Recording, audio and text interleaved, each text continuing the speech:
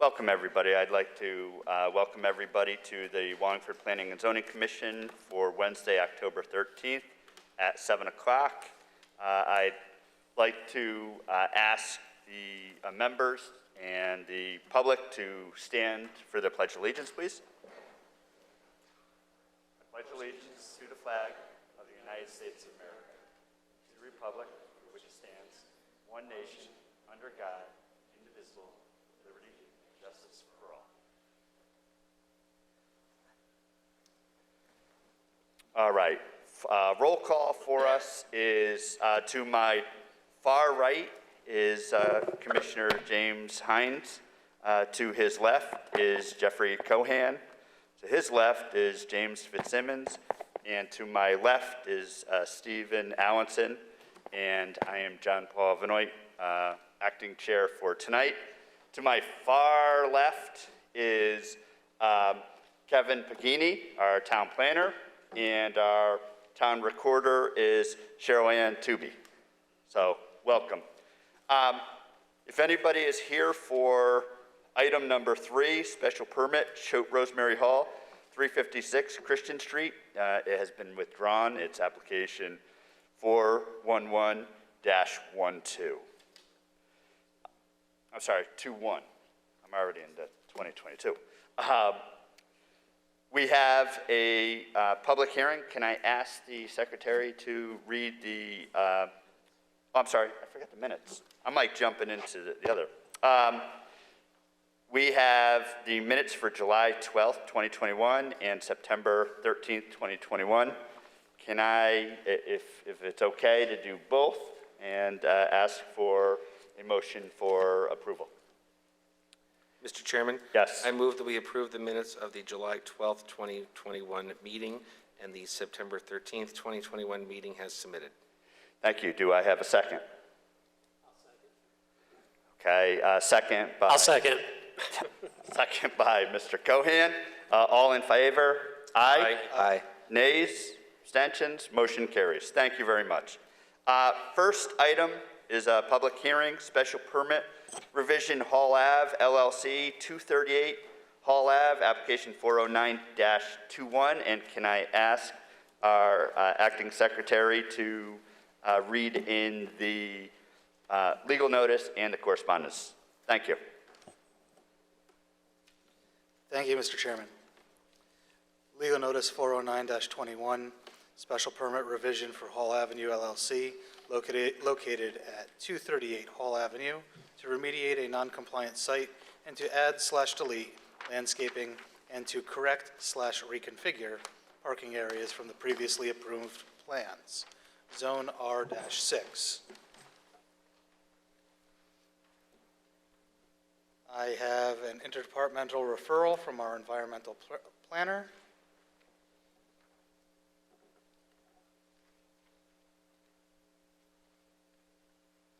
A memorandum from Department of Engineering.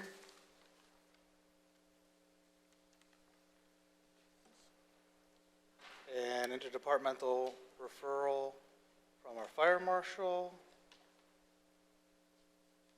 Received September 28th, 2021. Sorry, that microphone was dropping on me.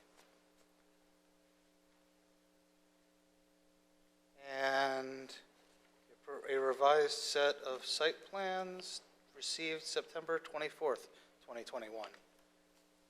And I think that's everything. Thank you. Thank you very much. Applicant, like to start? Good evening, and thank you. For the record, my name is Christopher Giuliano. I'm a licensed land surveyor and professional engineer with the firm of Giuliano Associates. Our office address is 405 Main Street in the Yalesville section of town. As noted in the public hearing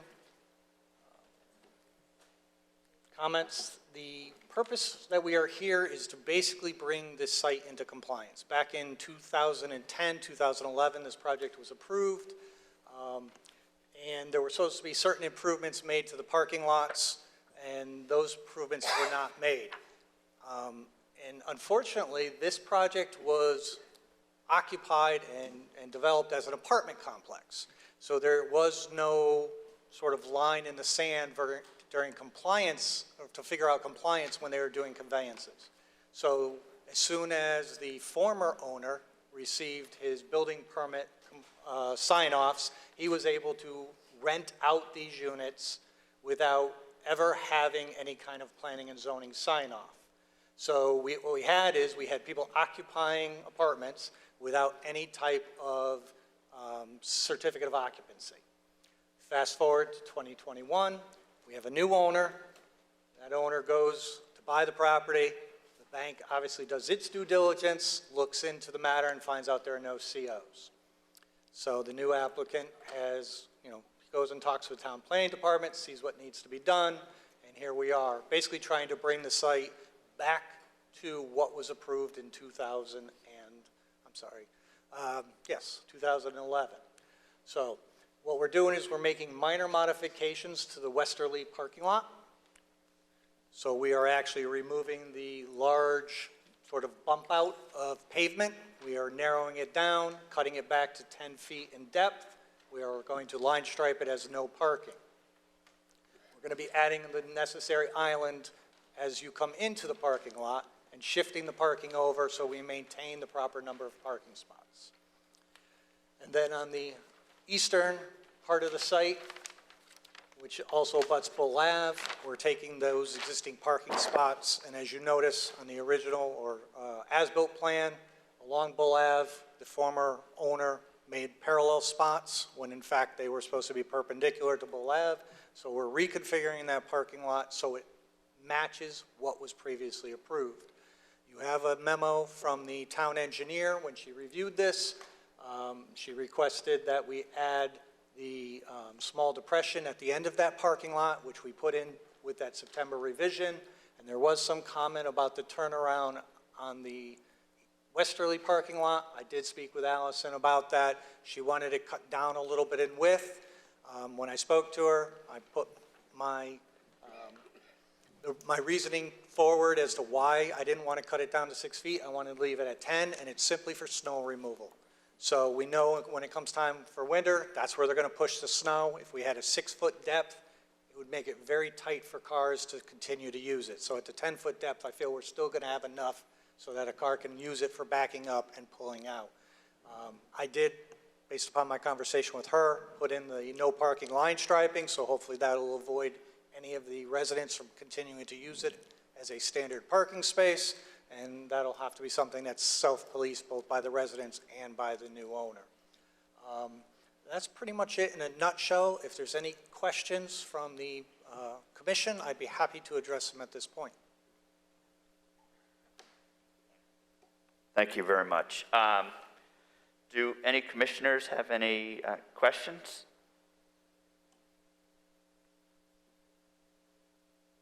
Mr. Hines? Thank you, Mr. Chairman. My only questions really had to do with the background and what the impetus of this was, and I think you've answered them. I wasn't too happy to find out that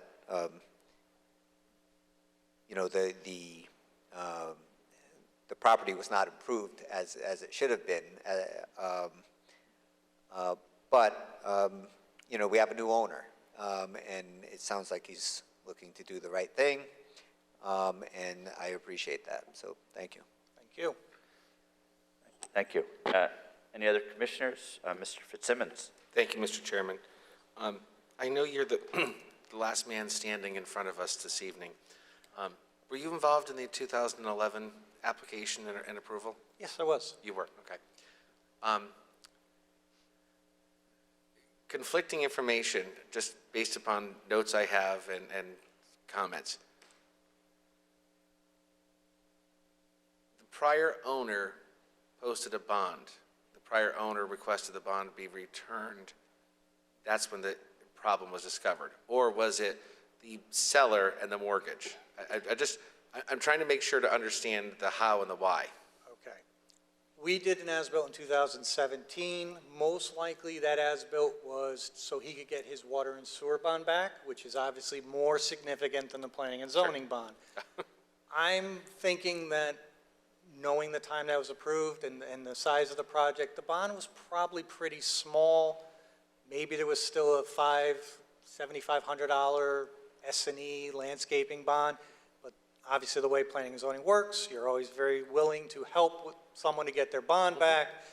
There was never that final as-built. Well, we did do the as-built in 2017, but by then he already had tenants occupying the building. So as I stated, there is no line in the sand for rentals. So as soon as he got his building permits and approvals that way, and the units were habitable, he moved people in.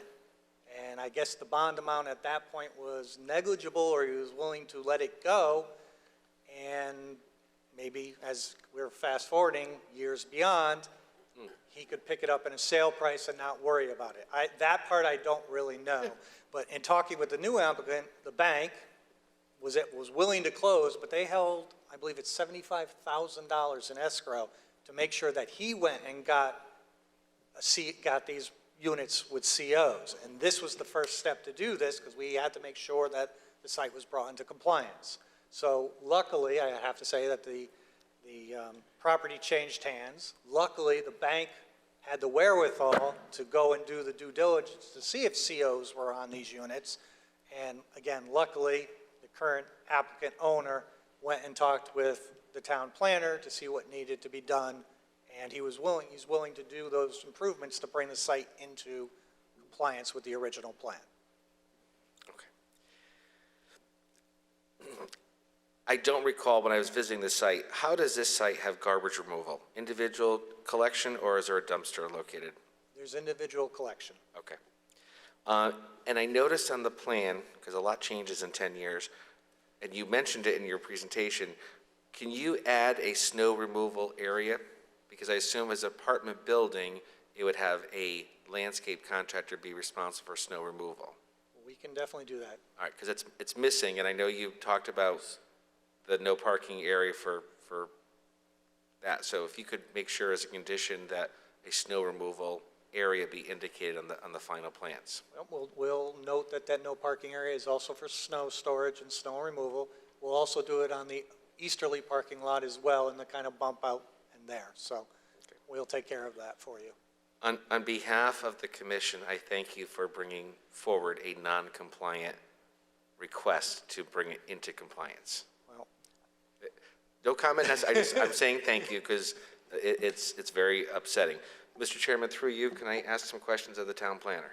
Yes, I was just going to Okay. ask the town planner too. Can you tell me the current bond the town holds? Yes, I have the paperwork here. If you would like it, it's in the amount of $5,000. And it's a planning and zoning S&E bond? Correct. Okay. Is that sufficient in light of the history of the site? Yes, for the improvements that are being done, we believe it is. Okay. And it has been signed over to the current owner.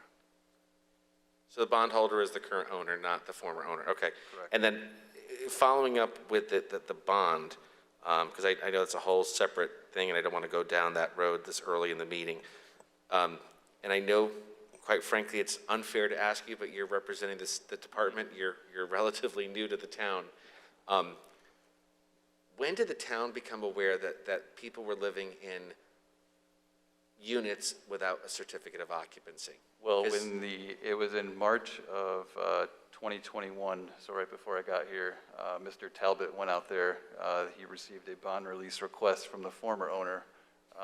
He discovered that the site was not built correctly, that there was no COs. A couple of them didn't have any COs, and so it was then he decided he didn't want to do the work. He then sold the property with the knowledge to this current owner, and then we are where we are now. So, if I might, and I know it just happened last month, going forward for future special permit applications,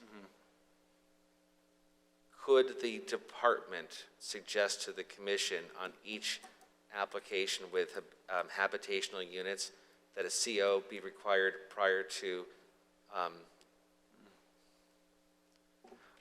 I don't know how, I don't know how this happened 10 years ago. I don't know, because that's not the process. It's not your fault, and it's certainly not your fault, and frankly, it's not my fault, but I know the liability that creates for the town is unacceptable. And so somewhere something got broken, and it was in this building being town hall, that someone was allowed to have people in a unit, have electrical service, which is provided by the town of Wallingford, have water service, which is provided by the town of Wallingford, without COs.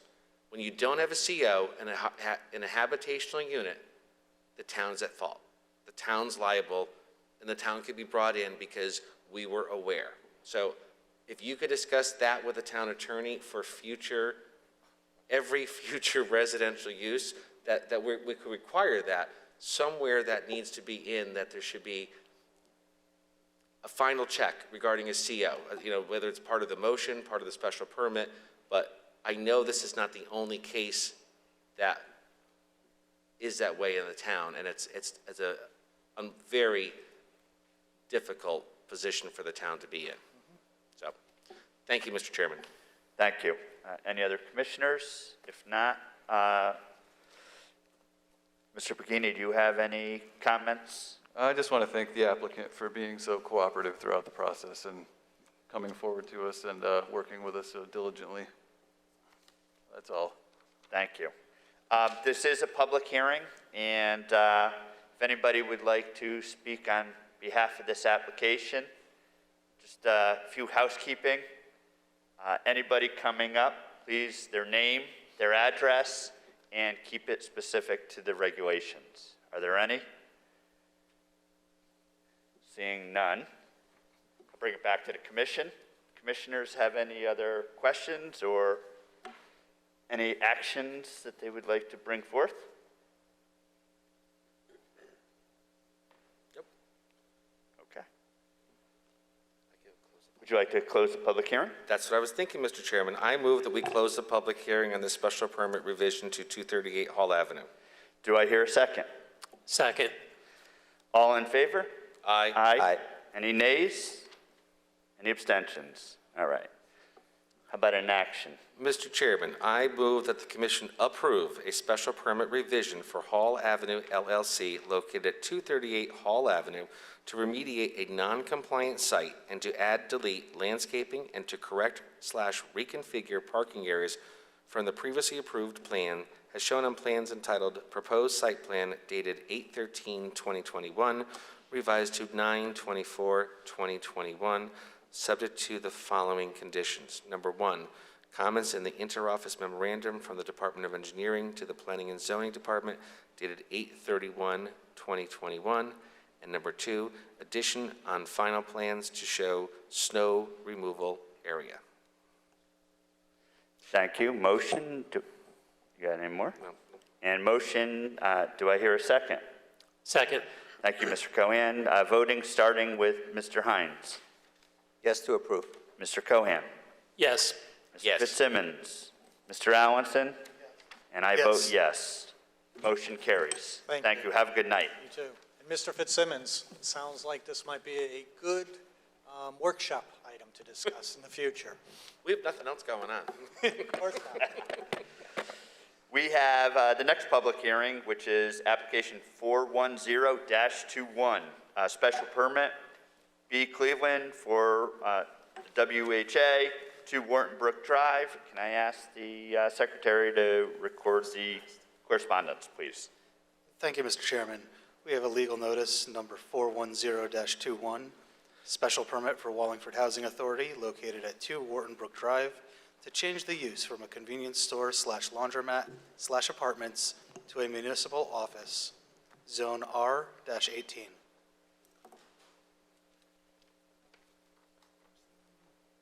We have an interdepartmental referral from our fire marshal, date of submission August 10th, 2021.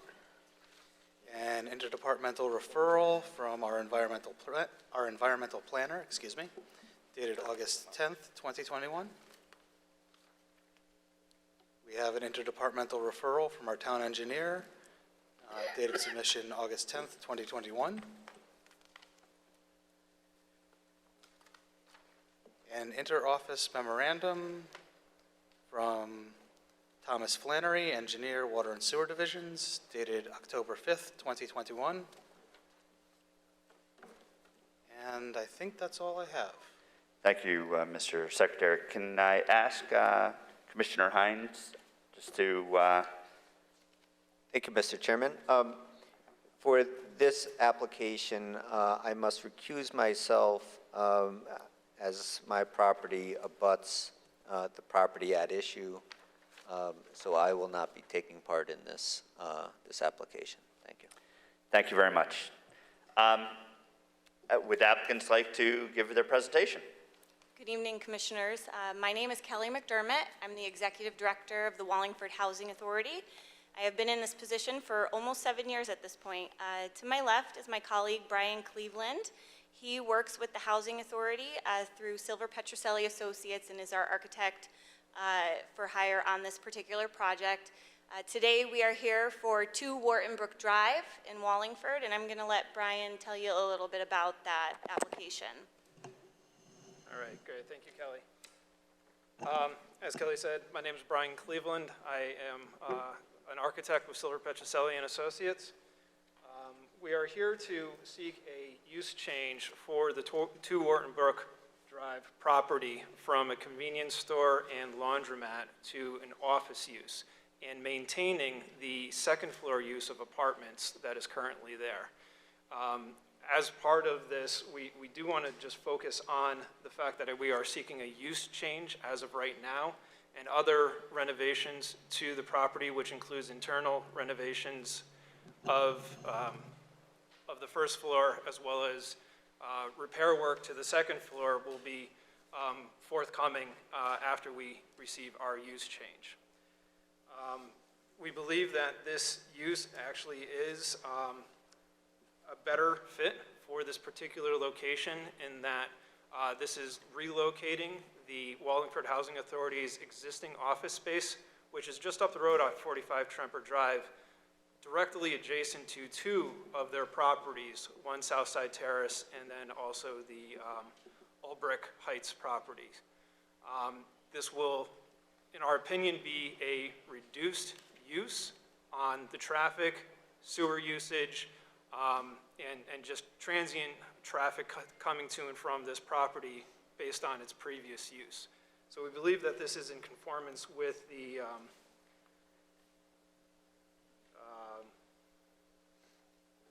particular plan of conservation and development, sorry about that, and are seeking your approval this evening.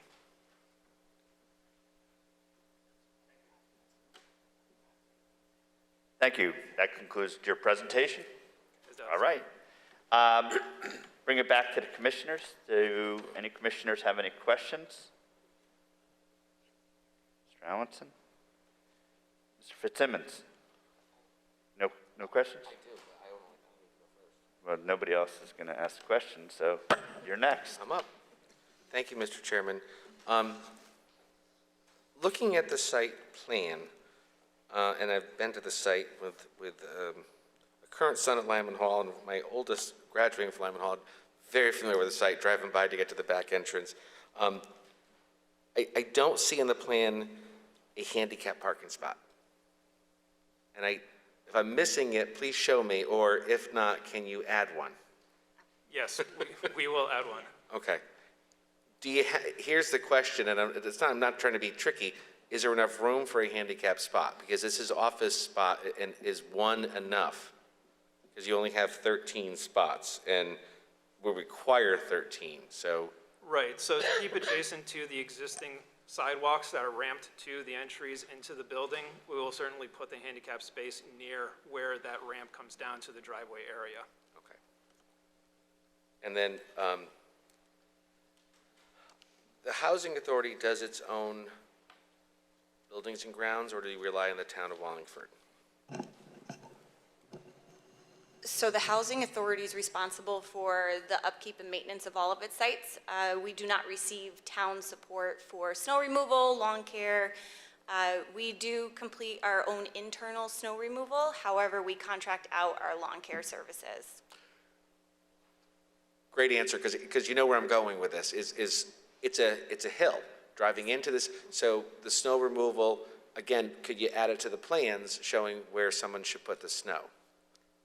Yeah, But I assume we're potentially, just I- going to push it straight back into the field, to be honest, but we can definitely put it in the site plan. Okay. And then I know the former use was the dairy and the laundromat. Is there a dumpster location on the plan that again I'm missing, or has it not been added? There currently is a dumpster in the rear of that building. When we acquired it, there were 3. One remains. I don't see it on the site plan either. Could you, if not, could you provide screening around your dumpster? Because your back is other people's backyards. It's, this is unique because you're abutting residential uses. Not that I know someone who lives near there, but I was thinking about that because it's a unique site, so. Yeah. I think our ultimate goal immediately is just really to clean up that property and promote some neighborhood revitalization. The fence line as well, and I don't know which house is your, Mr. Hine, but that fence is pretty worn down as well as a perimeter. So we're looking to be a good neighbor, kind of clean up the property from its former use, which had a lot of negative associations to it. All right. Excellent. Thank you, Mr. Chairman. Thank you, Mr. Fitzsimmons. Mr. Pagini, do you have any? No, I have no further comments. They were addressed during the process, so. All right, thank you very much. This being a public hearing, is there anybody wanting to come up to talk on behalf of this application? Again, housekeeping, name, address, and keep it to the regulations. Seeing none, I will bring it back to the commission and ask the commission for what they would like to do. Close the public hearing. Mr. Chairman, before we close the public hearing, Yes. with your permission, I just was looking at the application we received in August. If there's a consensus with the voting members, I would propose that we refund the application fee since the Housing Authority serves Wallingford residents. So I would propose we refund the $550. If there's support, I can add it to a motion. I would support that. Mr. Cohan? Absolutely Brownson? support that. All right. So very kind. Why don't we do the public hearing, then the motion, and then have that as part of, Sure. you got it. Mr. Chairman, I move we close the public hearing on the special permit application submitted by the Wallingford Housing Authority. Motion from Mr. Fitzsimmons. Do I hear a second? I'll second. Thank you, Mr. Cohan. All in favor to close the public hearing with an aye? Aye. Any nays? Any abstentions? Motion carries. Mr. Chairman, Yes, sir. I move the commission approve a special permit request for the Wallingford Housing Authority located at 2 Wharton Brook Drive to an existing building for a municipal office and to renovate existing apartments for use by the Wallingford Housing Authority on plans entitled Wallingford Housing Authority, use change dated 8/10/2021, subject to the following conditions. Number 1, comments from the Town of Wallingford Fire Marshal's Office dated 9/16/21, comments in interoffice memorandum from the environmental planner, Aaron O'Hare, to the Planning and Zoning Department dated 9/14/2021. Number 3, comments from Allison Kupinski, the town engineer, dated September 27th, 2021. And number 4, comments in interoffice memorandum from Tom Flannery, engineer, planner, water and sewer divisions, to the Planning and Zoning Department dated 10/5/2021. And number 5, that the Planning and Zoning Department return the special permit fee paid as part of this application, since this applicant serves Wallingford residents. Do I hear a second? Second. Voting starting with Mr. Cohan. Yes. Mr. Yes. Fitzsimmons. Yes. Mr. Allenson. And I vote yes. Your application is approved. Thank you. Have a good night. Thank you, guys. I just would like to express my gratitude for your support of our organization. Thank you so much. Thank you. We have a application 412-21, public hearing for special permit Church of the Resurrection, 115 Pond Hill Road. Can I ask the secretary to read in the correspondence? Thank you, Mr. Chairman. Our legal notice, 412-21, special permit for the Church of the Resurrection, located at 115 Pond Hill Road, to construct a parish center for parish community activities, Zone R-18. We have an interdepartmental referral from our fire marshal, date of submission September 10th, 2021. A memorandum from our Department of Engineering, dated September 29th, 2021. An interoffice memorandum from Scott Shipman, Junior Engineer, dated October 7th, 2021.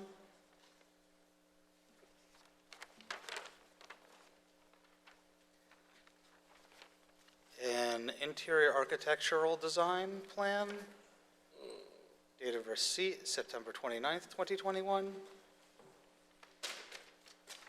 A site plan, I'm going to have to pull the date.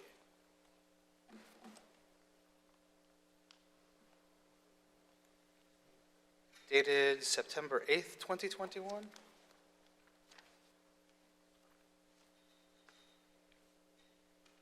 And a project narrative dated September 10th, 2021. That is all I have.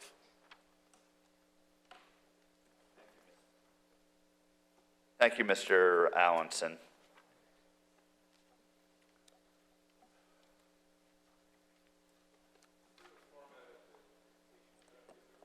Yeah, can you do me a favor? There's a microphone over there, and before you start, your name and where you're from.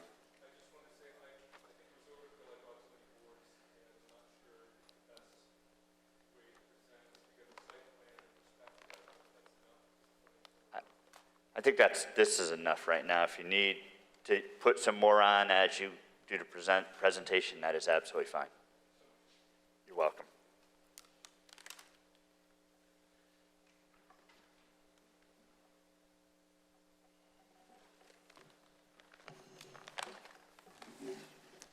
Hello, my name is Peter Kozinski Jr., representing Kozinski Architecture and the owner of the property, Church of the Resurrection.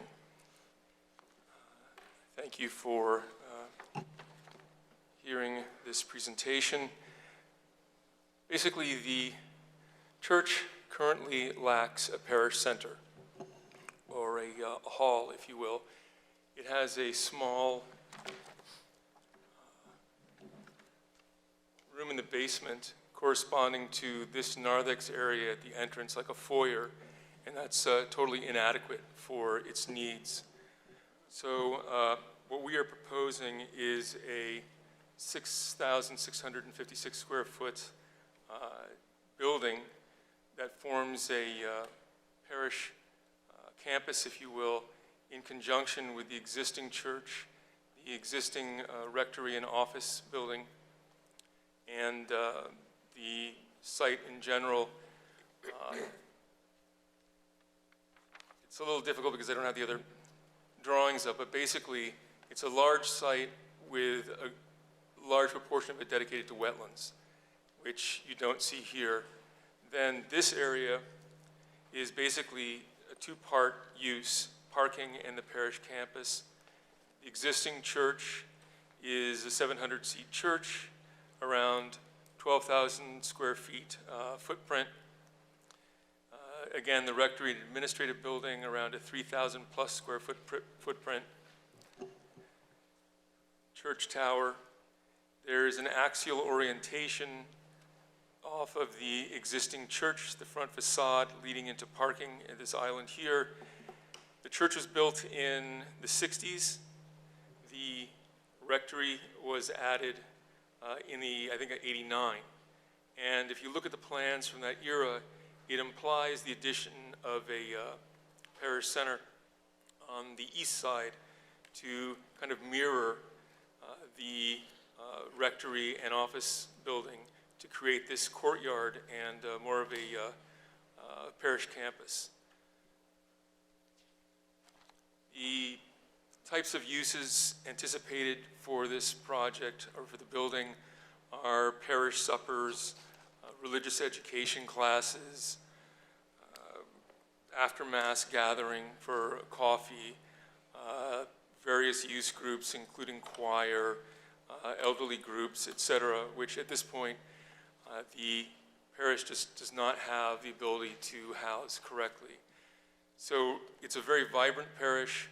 What they're looking to do is take the religious function and add to it to generate more of a community aspect. And so that's essentially the function of this, this building. It's a slab-on-grade, single-story building. It functions within the setbacks of the property. No additional parking is required. There's extensive parking already. And per the ordinance regulations for non-concurrent use, we can take 50% of this parking and adequately meet the parking needs for the new facility. So parking and drives basically stay the same except for a fire lane that is added here, which has been reviewed by Fire Marshal Gudelsky and has a provisional approval pending your decision, so far as I understand.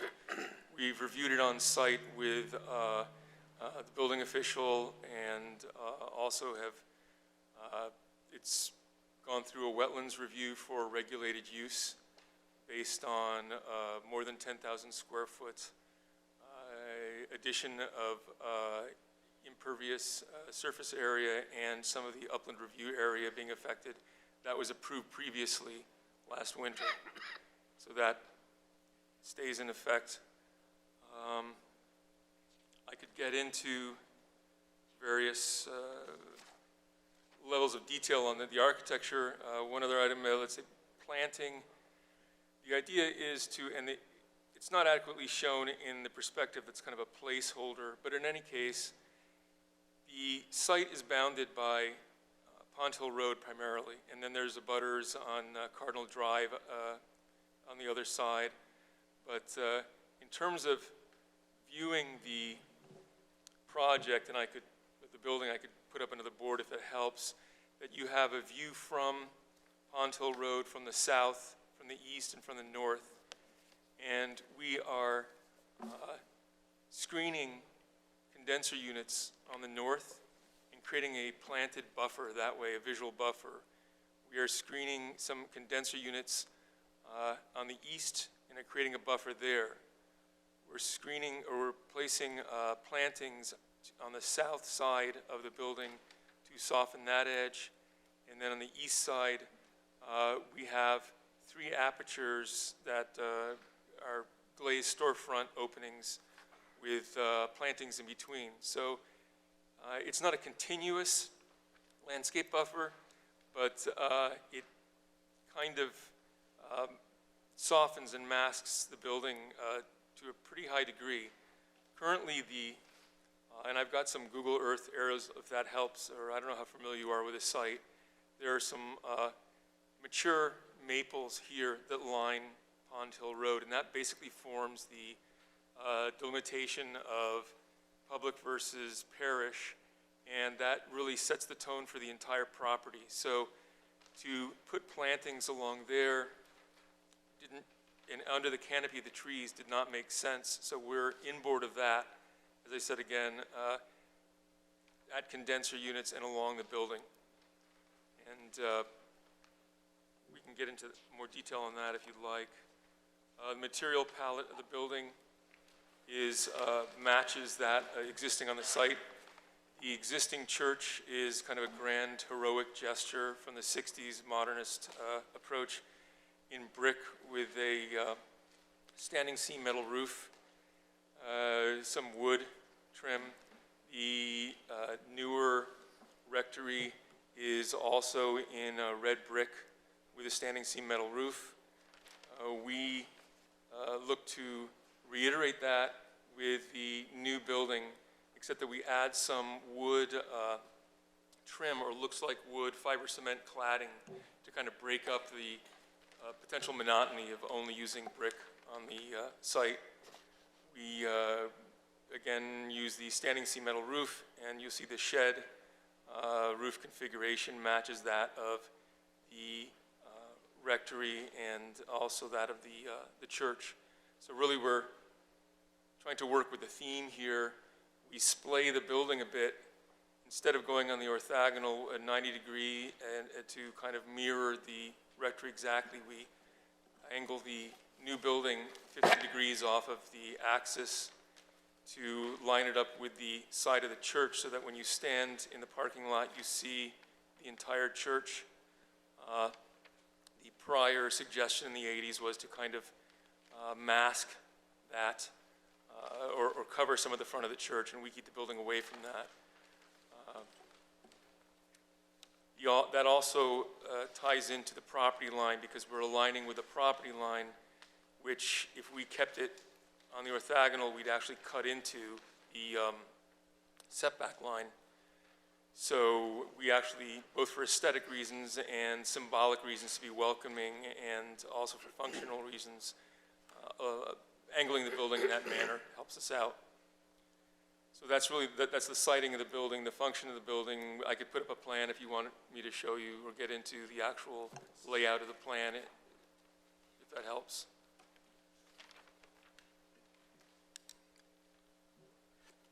The stormwater management, currently, the site basically, the entire parking pitches towards a point of discharge to the wetlands here. The way that the campus end of to the north currently functions is that you have a very slight valley here that increases in pitch here and becoming somewhat of a enlarged swale and terminating at a drainage point here, which then sends a line to discharge at the wetlands as well. And so what the civil has chosen to do and has worked this out with Aaron at Inland Wetlands and, as I said, got approval on that application, is that he's putting in these Cultec stormwater recharger units here to hold the water equal to the surface area of the new impervious per whatever the storm or rain event is, and then that then releases into a drain line that ultimately releases in the drainage point here that goes to the wetland. So essentially he's reiterating what's happening now, but with a system that's been engineered. But it's the same idea, is that everything curls around to this point and then drains down to wetlands.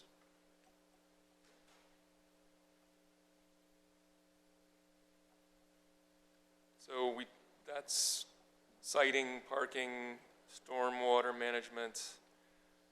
I don't know if you have any questions or.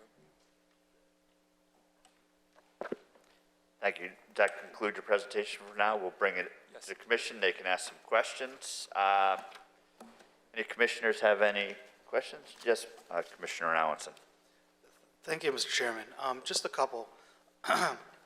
The fire lane that comes in, looks like a turnaround. A hammerhead, yes.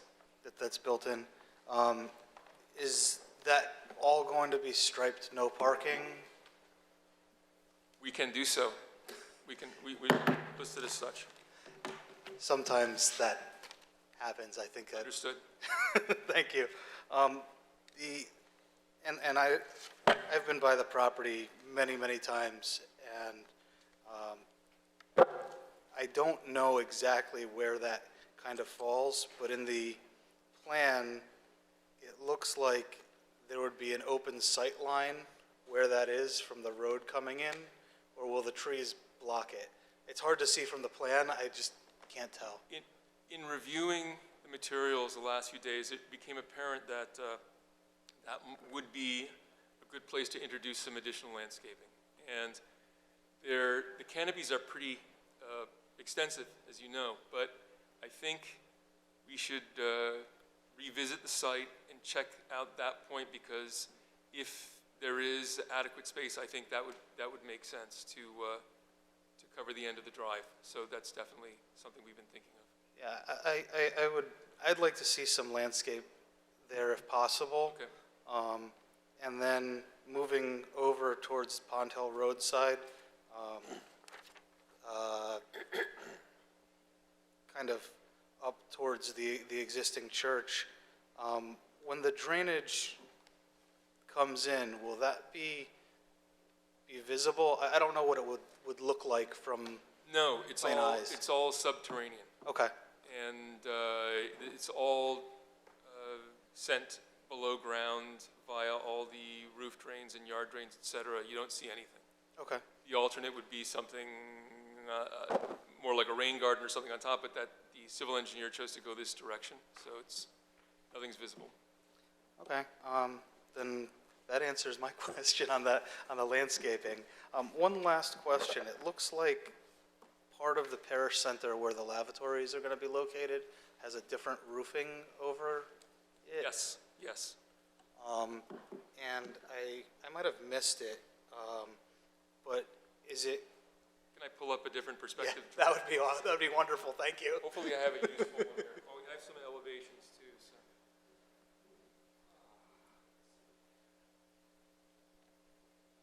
Here's the plan. You're talking about this area.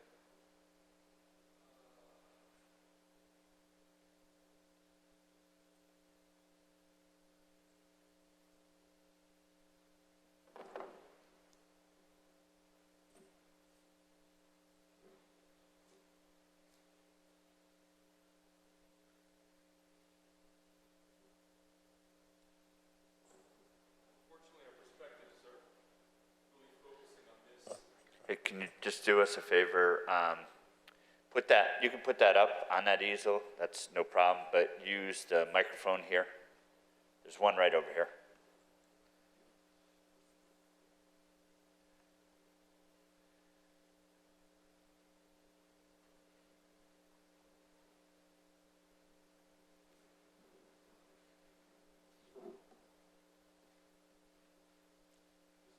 Yes.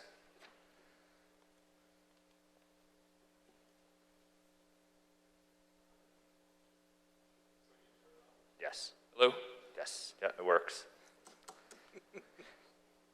So, unfortunately, per your question, the perspectives I brought today tend to really look at the site from the south and the southeast. But you can kind of see here that what happens is you've got a primary shed roof along the north-south axis of the proposed building. And then instead of having this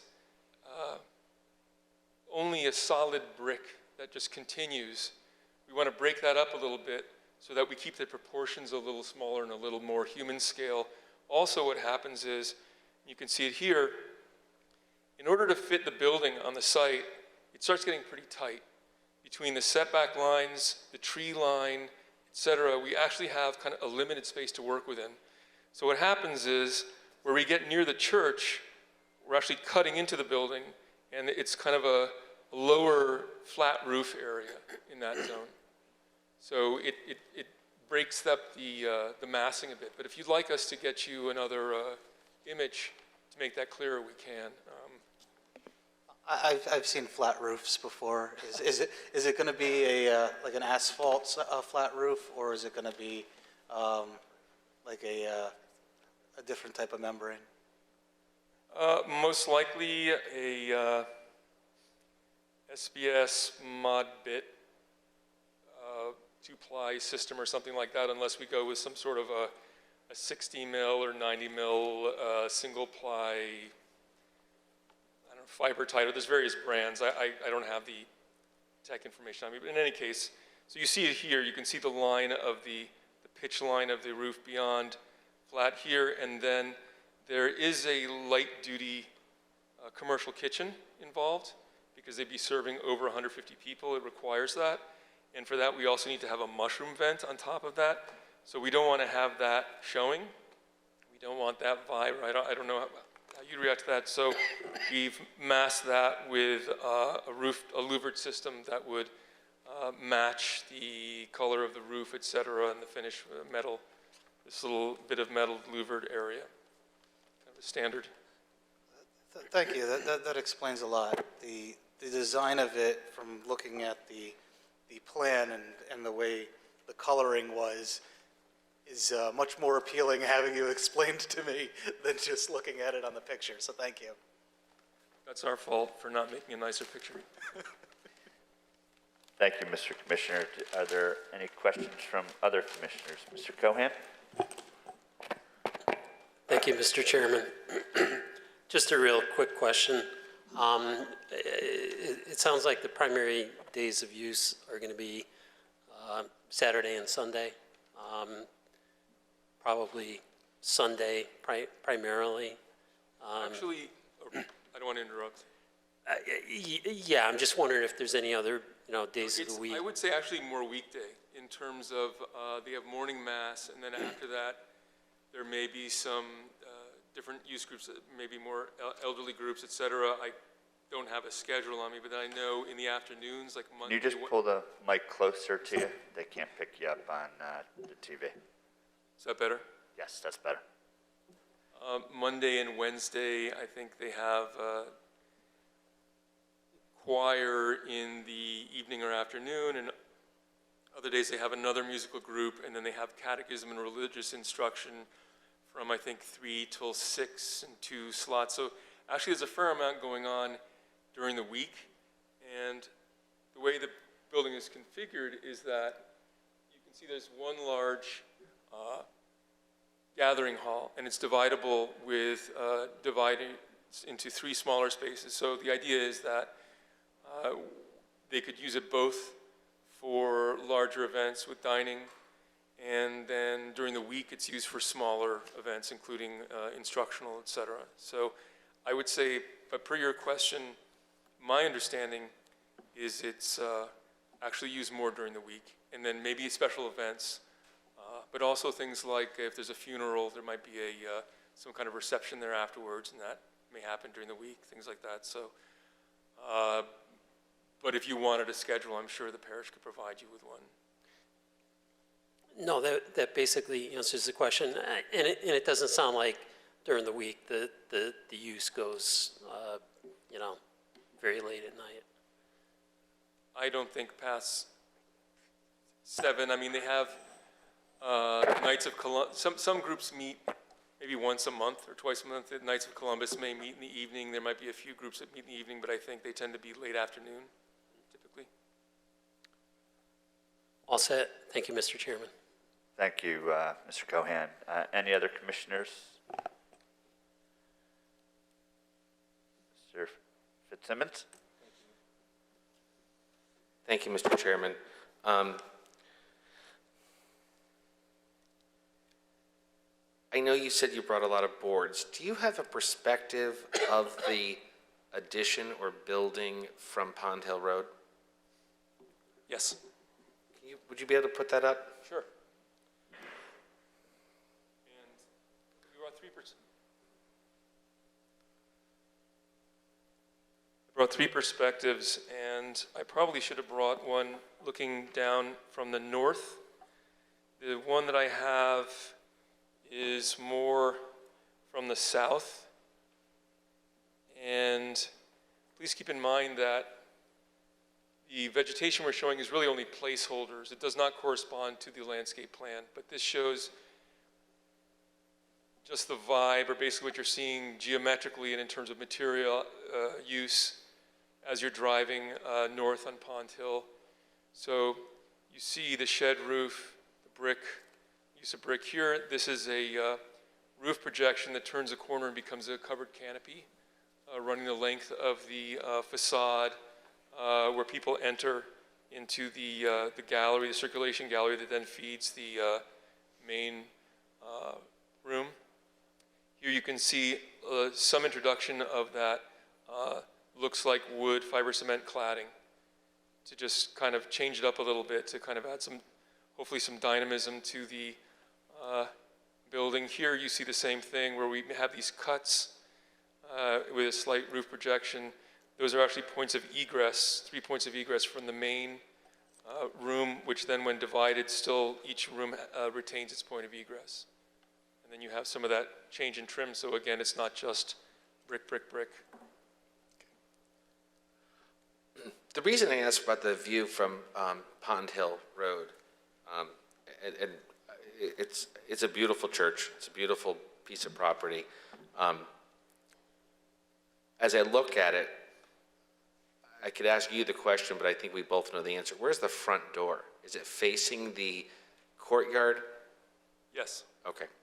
And I read in your very thorough documentation regarding the siting on the property that this was always the intention was to complete a horseshoe-shaped cluster of buildings to form a three-sided courtyard opening to the south towards parking. That's what your document says. The courtyard opens to the south, not Right. the building doesn't, and that's, Yeah. in terms of, I'm not sure if that's where you're going with this, looking for an entrance towards the parking, but no, the idea is that, and the splaying of it opens, kind of welcomes from the parking, but the connection and along that gallery, the idea is that this is an intermediate zone within the building, whereby when you're in the parish, in the courtyard, there's a sense of kind of continuum from the exterior into the interior. That might be where people meet, et cetera, for coffee. So that's really at one point, there were 3 sets of doors. Now we show 1 because we had to go through multiple value engineering exercises on this for cost reasons. But the idea was that the whole thing kind of opened up to the courtyard. Yeah.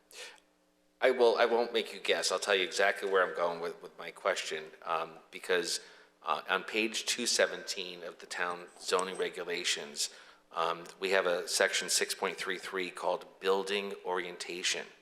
And it says the front, including primary building entrance of any building to be built on property abutting a road, shall be oriented to run parallel to the lot frontage and not be blocked by any other walls or portion of a building. So this doesn't comply with that, in my opinion, based upon your application and our regulations. It runs, actually, by angling the building the way we do, we actually do run it along the Pond Hill Road, but when you're saying frontage, are you saying frontage of the drive, internal to The regulation just says the front. I could stop right there, the front. So the front door is not facing Pond Hill. The front door is facing the courtyard. And so this is and I want to be on record, it's a beautiful site, beautiful church, I've been there a lot. You have 236 parking spots where you're only required to have 118. So in your first plan that you showed, there's a lot of pavement here surrounded by a lot of greenery. So I understand, I'm just pointing out, I don't think this complies with the building orientation section of our regulations. But let me finish. Sorry. I support this application, but it's difficult because we put this regulation change in because nobody wants to look at someone's back of a building. Okay, so I raised it only because, according to your diagram and description, and you know that it was always original plan to have a horseshoe out at the Church of Resurrection. I understand, but since then we've made a change to the regs to not have the back of a building face the street. So now that I've set you up with that, I guess the question is the pavement along the rear or frontage of a Pond Hill, why is that pavement there? For trucks and deliveries? It's specifically required as a fire lane to give the fire trucks access. So that was specifically designed with Fire Marshal Godelski, including the turnaround.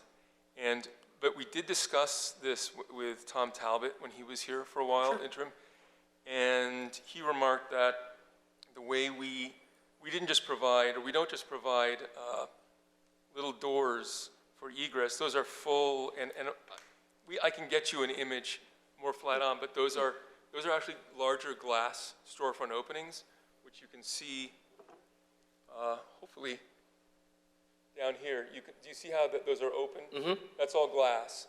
So the idea is that this is not to be cut off from the community, that actually you can see what's happening, that there is this door there. Granted, it's for egress, but there is a level of connection. So when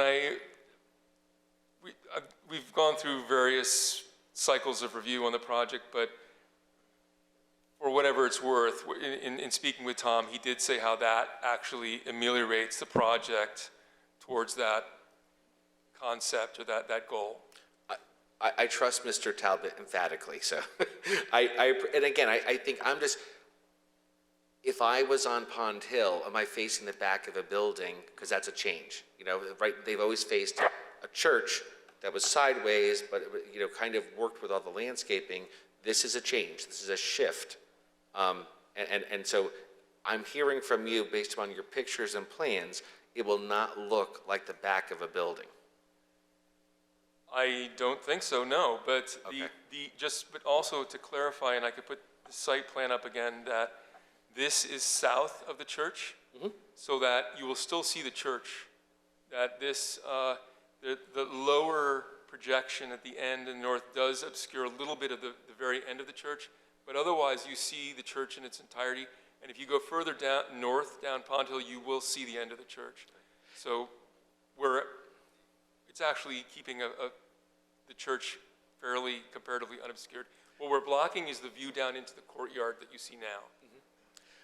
If I could, Mr. Chairman, just to continue, was the idea or potential of exploring landscape brick pavers for that drive explored with either the church or the town fire marshal as being acceptable to reduce the pavement along the frontage on Pond Hill side?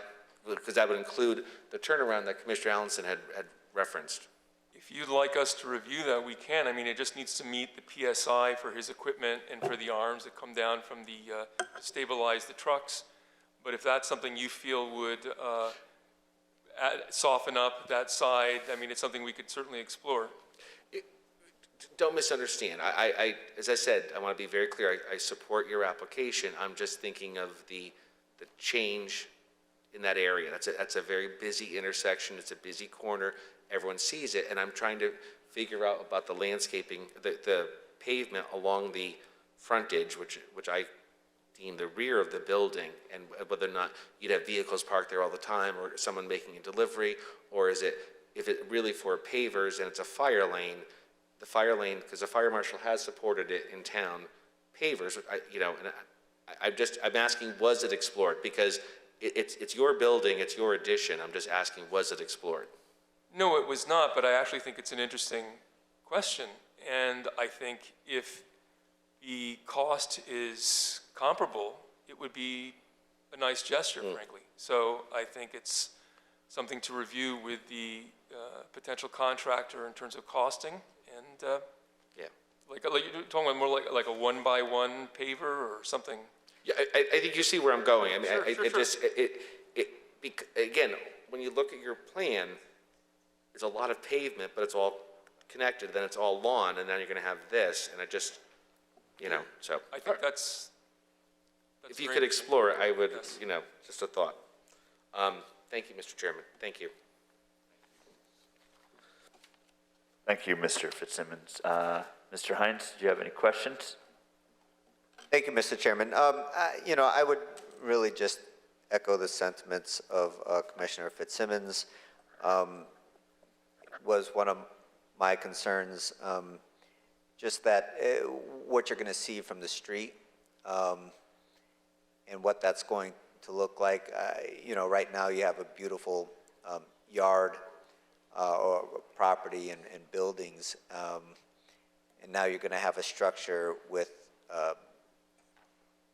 what I would consider to be the back of the building facing out towards the street. And I just want to make sure that we and the applicant have considered that and done all that we can to make sure that we have something that is presentable as someone looks at the property from the street. That's really the concern. I as well am, support this application, but that is the concern, is we want to make sure we're doing this right. That's the reason for what I would refer to as the Matarazzo rule. I think that that's really the concern with that. So, thank you. Thank you. Thank you. Any other commission members? No? All right. Mr. Pagini? I just wanted to clarify with the applicant, is it on this new stormwater report, it says it's a 7,700 square foot addition, and you had said it was 6,656. Which one is it? 6,656. Okay. I just wanted to change that on the motions.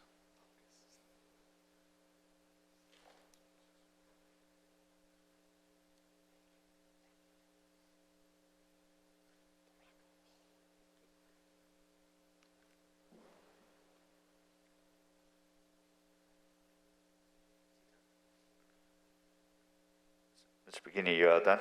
Yep, I'm done. Okay, all right. This being a public hearing, is there anyone that would like to speak regarding application 412-21? Again, housekeeping, name, where you're from, and keep to the regulations. This application. Seeing no one, I'll bring it back to the commissioners. Commissioners have any other questions? Yes, Mr. Allenson. Thank you, Mr. Chairman. Just one additional comment on that turnaround. Obviously, if pavers will work, striping on pavers looks silly. But maybe, I don't know how signage could work in that area. And the more I'm thinking about it from the street view with striping there, it might look worse than not. So maybe strategic signs, maybe a better way of doing it. I don't know how exactly it will look, again, because of the canopies of the trees, like we talked, coming in there. So I'm not quite sure how to address it, but try to make it pretty, I guess. The other thing, Mr. Chairman, is I may have missed a couple of pieces of correspondence. There was it was in a separate pile, and I apologize. There was a correspondence from CCA LLC dated October 6th, 2021. There was a stormwater piece of correspondence entitled Stormwater Management, revised date of September 30th, 2021. There is a small site plan, 8.5 by 11 sheet of paper. Yeah, it's the same as the large one. Okay, I can't make out the date on it. The large one is dated, received October 12th, 2021. Thank you, Mr. Pagini. And I think that's all that I missed. All right, thank you very much. Thank you for bringing that into the record, recording it in the record. So, commissioners, I think those was the only question or comment. What would we like to do? I'm prepared to close the public hearing. Okay. Mr. Chairman, with your permission, I move that we close the public hearing. Thank you, Mr. Fitzsimmons. Motion to close the public hearing. Do I hear a second? Second. Thank you, Mr. Cohan. All in favor? Yay? Aye. Aye. Aye. Any nays? No? Any abstentions? Motion carries to close the public hearing. Action? Mr. Chairman, I move the commission approve a special permit request to add a detached 7,700 square foot parish community center to an existing church property on plans entitled New Parish Center dated 9/8/2021, including all revisions made up to and including plans dated 10/4/2021, subject to the following conditions. Number one, comments from Allison Kopinski, Wallingford's town engineer, dated September 29th, 2021.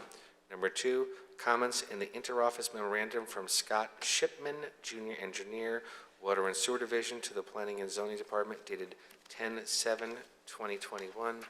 Number three, comments from the Town of Wallingford Fire Marshal's Office, dated 9/17/2021. Number four, an erosion and sedimentation control bond to be posted in the amount of $3,000 as required by the Town of Wallingford Planning and Zoning Department. Number 5.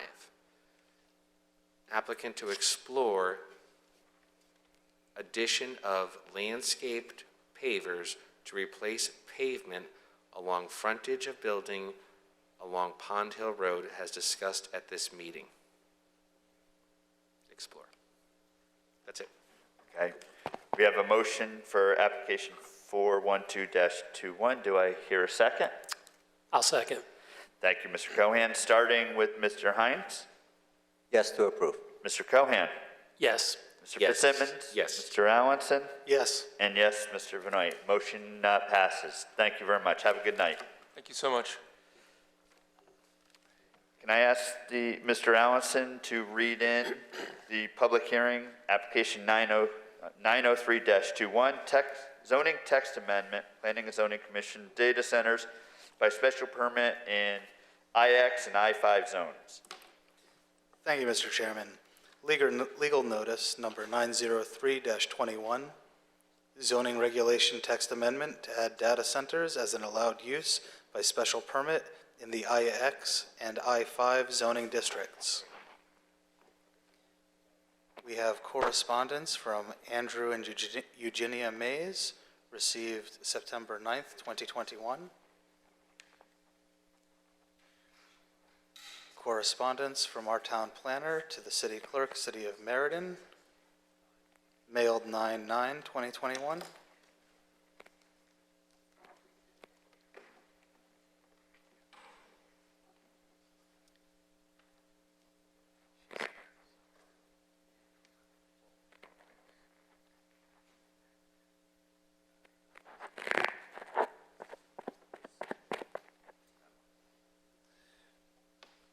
Memo and correspondence to Eugene Lifshitz, South Central Regional Council of Governments, from Kevin Pagini, Town Planner, mailed 9/8/2021. Interdepartmental referral from our fire marshal, date of submission September 10th, 2021. Interdepartmental referral from our town engineer, date of submission September 10th, 2021. The revised text of the proposed amendment, revised October 12th, 2021.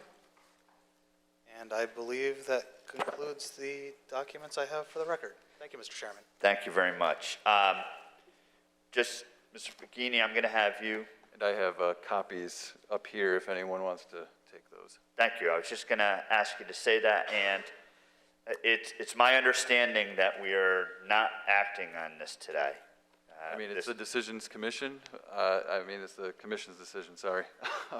But yeah, at this point, we feel the town received a lot of comments from the workshop, and we still have some things to go over, so we wouldn't feel comfortable moving forward, but I believe opening the public hearing may give us a chance to get more comments and gain more insight. So just so everybody knows in the audience, there are the amendments to the regulations in there. As I said earlier, we are going to, not necessarily ready to vote on it, but we will obviously entertain more comments from the public. But first, I'd like to pass it on to our town planner to give us a little backdrop on some of the recommendations that are in the terms, I guess, along with the regulations, and then we can go on to the public hearing. Sure. So this text amendment will add a definition to section 2.2 specific terms. As you can see on the proposed amendment, it's entitled data center. So then the proposed language will be added as a new section to the existing industrial expansion district to section 4.9C5, and that would be as a special permit use, and that would include data centers with accessory electrical substations. That would be the submission, it would require the submission of a sound and vibration impact analysis containing detailed information concerning all activity, equipment, and machinery associated with the use, and then it would also outline any noise, established baseline environmental noise levels, and establish anything that would, create vibration or noise from the proposed data center use. And this would allow for the commission, if they felt that it was necessary, to conduct a peer review of the applicant's noise and vibration, or sound and vibration impact analysis. And it has to establish an environmental baseline of the area using ambient noise of the existing conditions, potential noise impacts and mitigation if required by the sound and vibration impact analysis. And seasonal scenarios and hours of the proposed use shall also be considered during the analysis. I'd also include screening of mechanical equipment as outlined in the text amendment. And also in addition to the requirements of section 6.14, which is our landscaping requirements and the regulations, and the front yard landscape buffer requirements in the IX district, it requires a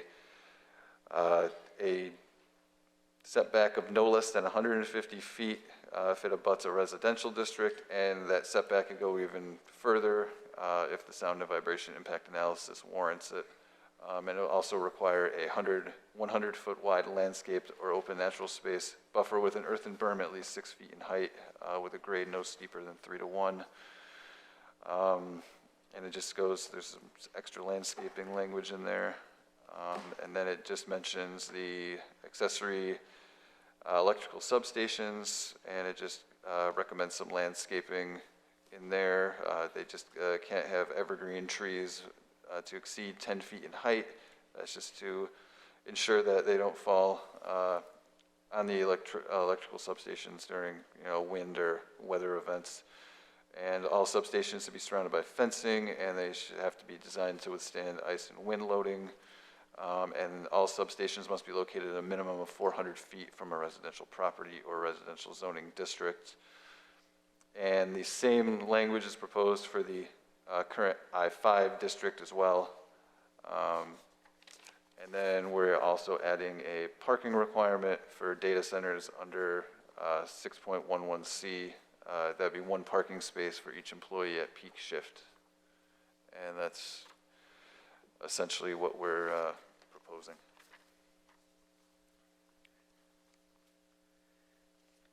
Any other questions about this? I'll bring it back to the commissioners.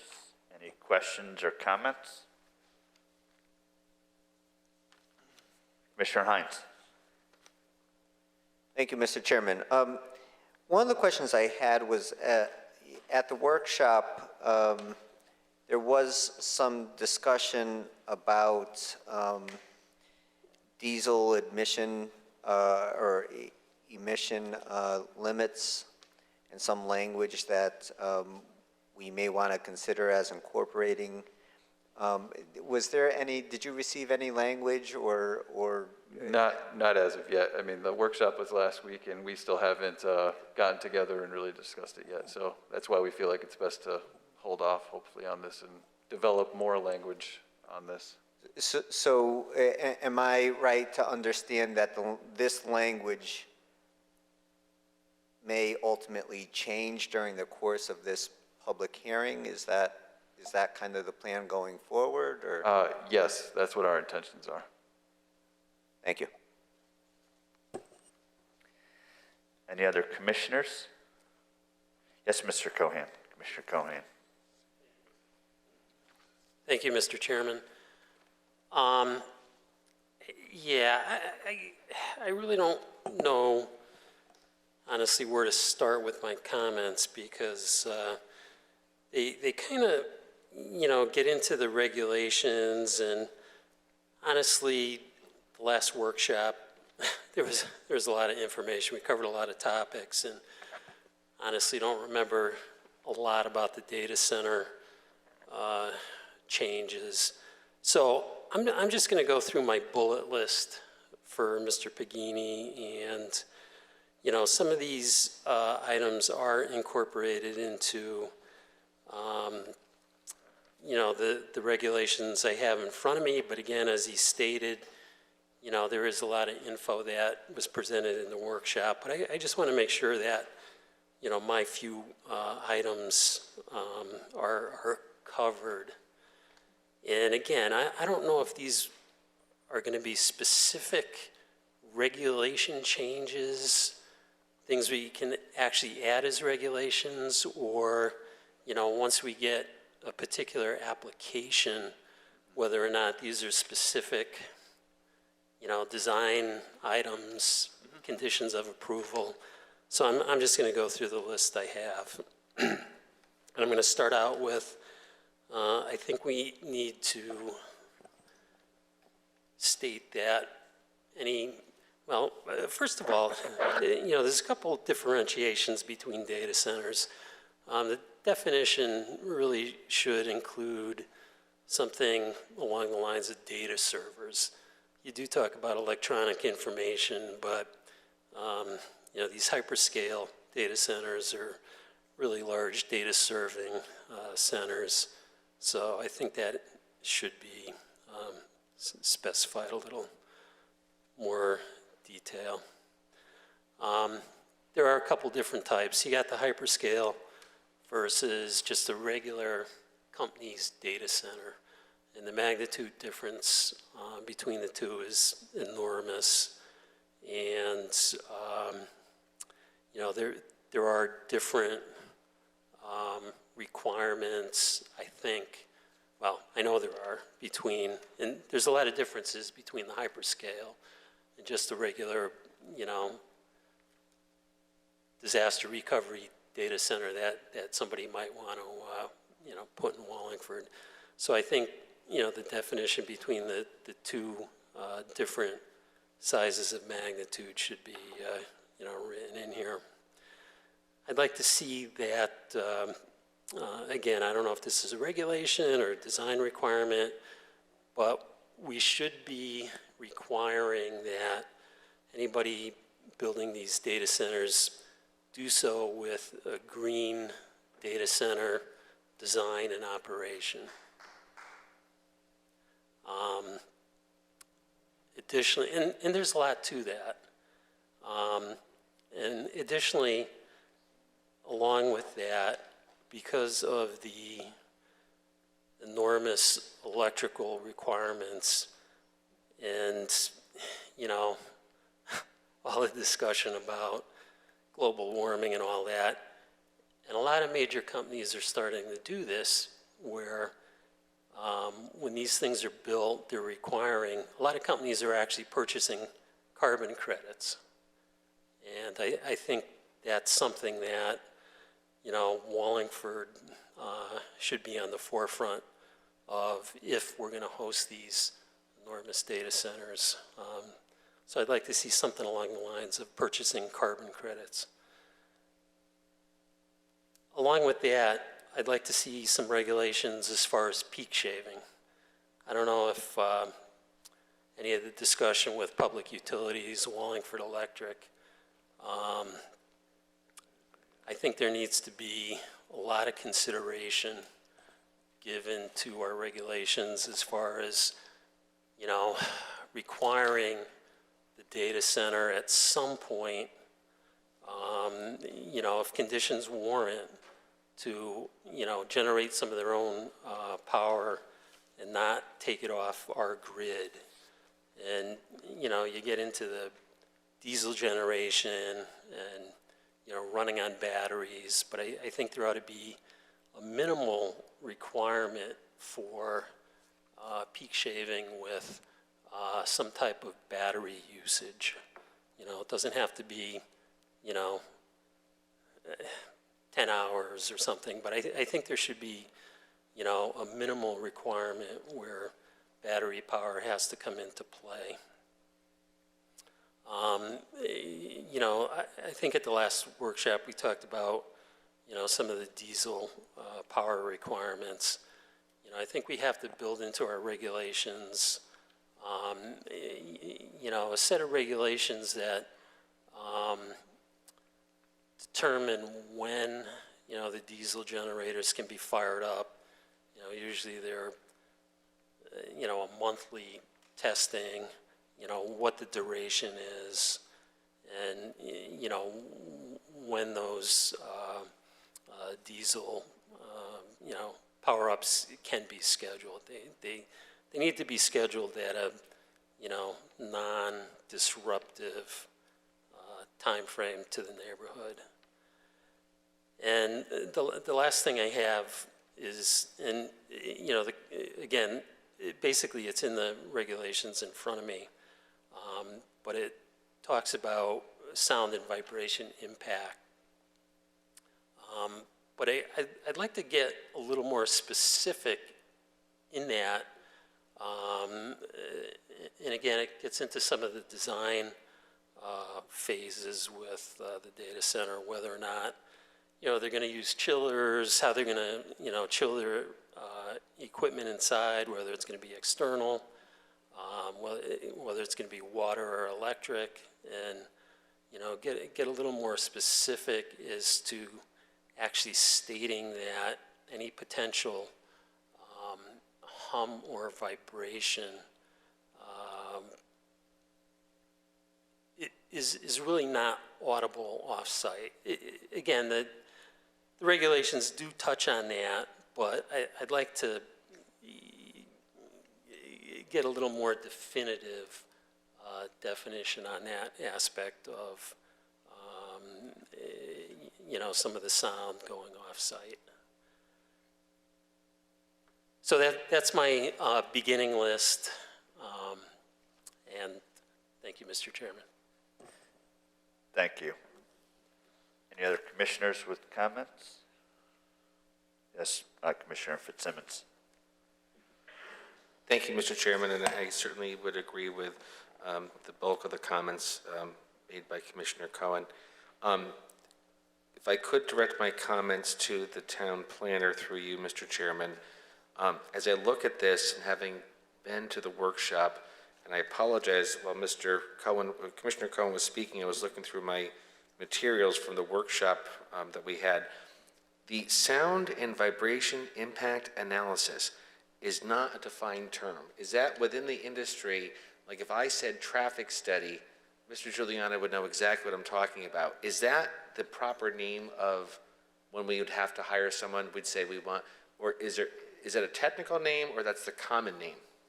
It seems to be the best thing that we can find. We haven't seen any towns really require anything like this, so we sort of looked up what a sound study would be entitled, and we consulted a sound analysis, and they thought that would be the best way to describe it. Okay. I know this is a long road that the commission is on for our own regulation change. However, at this juncture, I would be in favor of making that a requirement if this were to go forward. Because similar to traffic, we don't have our own traffic engineer in town. We have to hire a peer review. So you have a major application. It all has to do with, and Mr. Benoit knows what I'm going to say, the calendar. When someone makes an application, I want to do something, it says here what the commission may require. Let's not kid ourselves. This use appears, among other things, is all about the sound. So they should be required to fund a peer review immediately and so it keeps things moving, so to speak, right.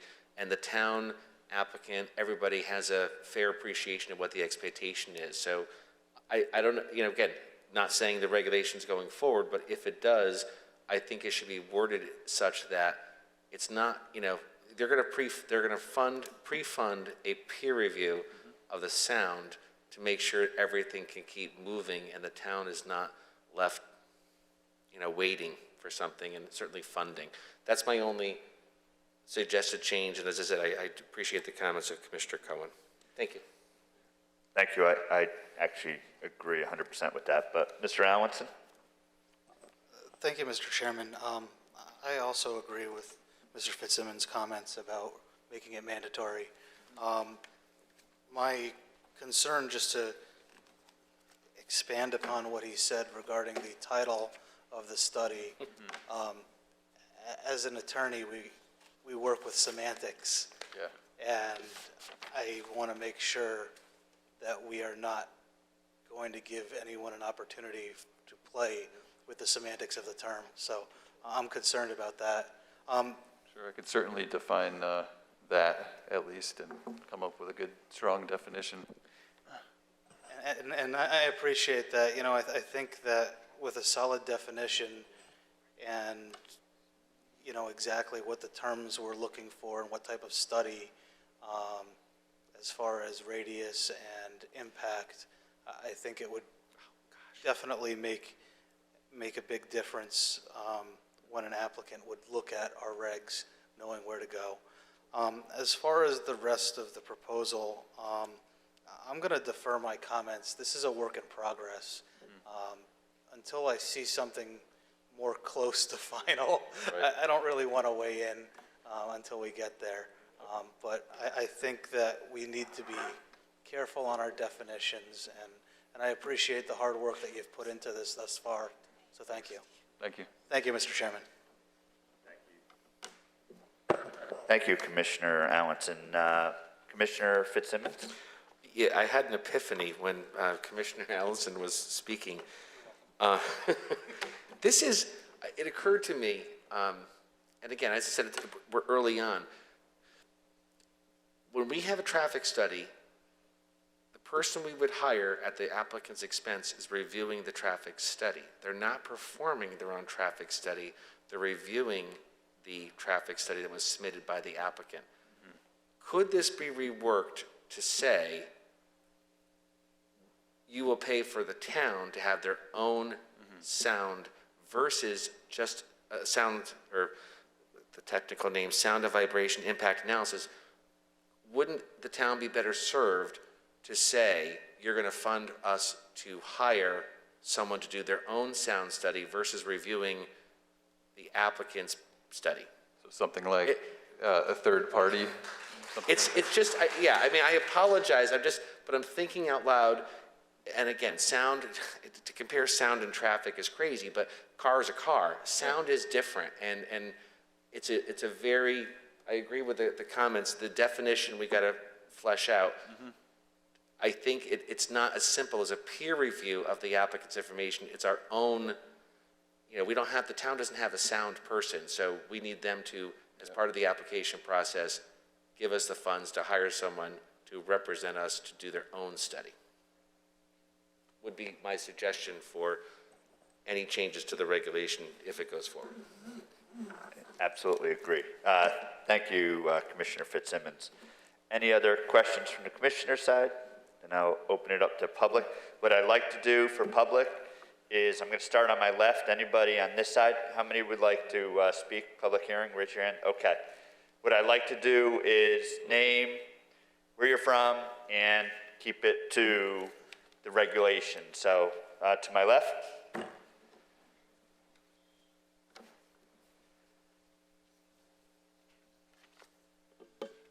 Hi, good evening. My name is Danielle Conway. I live at 78 Tankwood Road. My property directly abuts, the properties in question. A couple of things that I would suggest in the language being proposed would be, in addition to the sound study, potentially an environmental impact study. We have a lot of wildlife in the area. Right now it's a lot of open space. I hear a very vocal pack of coyotes right across the street from my house. I'm kind of wondering where they're going to end up when this is all developed. So I think that should be considered in addition to the sound study. One item that was mentioned at the workshop that I don't see in the revised language yet was review of the sound as things move forward.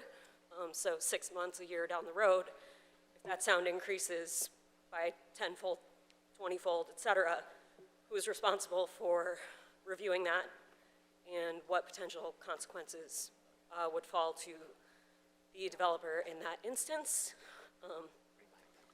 And I just want to make a comment that for the folks in the neighborhood, this has the potential to really severely impact our day-to-day lives, the sound in particular.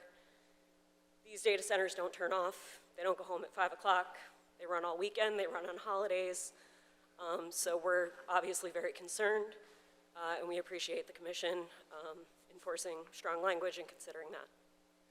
Thank you. Just one thing I want to make sure we're clear is the regulations that you have in front of you. Our town planner and town department didn't have time put all the changes from the workshop, if I'm correct, right, Mr. Correct. Bikini? So I don't want everybody to look and see this and say, geez, they didn't make any changes. So I just so you're aware, we just didn't make the changes as of yet. So over here.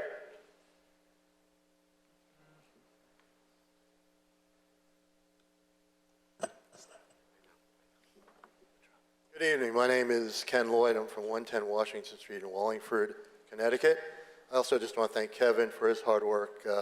I've talked to him before, and all the hard stuff you guys have to deal with. It's not easy with this enormous project that wants to come into our town. I have some questions.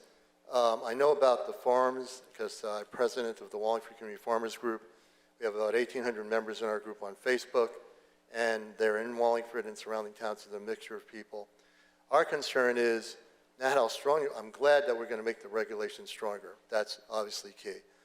But our opposition is that no matter how strong your regulations, I've looked at video footage from other communities around the country on YouTube that have had problems with these big data centers. And it's not like a little structure. These things are massive. They're going to affect all of us, including the people on the commission here. I mean, we all have families in Wallingford. So we would like to see no data centers in the IX zone. We think that the farmers that are there, I know that they've been offered money. We don't know how much they've been offered.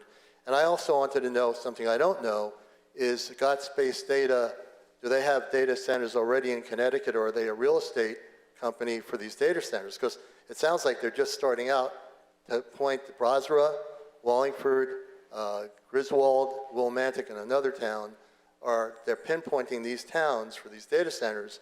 And I tried to call Basra to find out what's going on there, but no one answered the town hall number.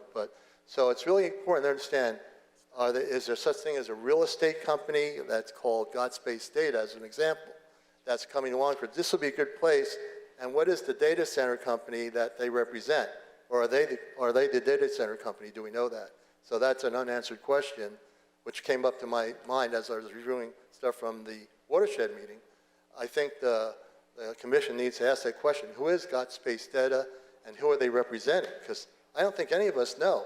Maybe they are the ones building it. Maybe they have lots of money, but are they a real estate company? I think it's a key question.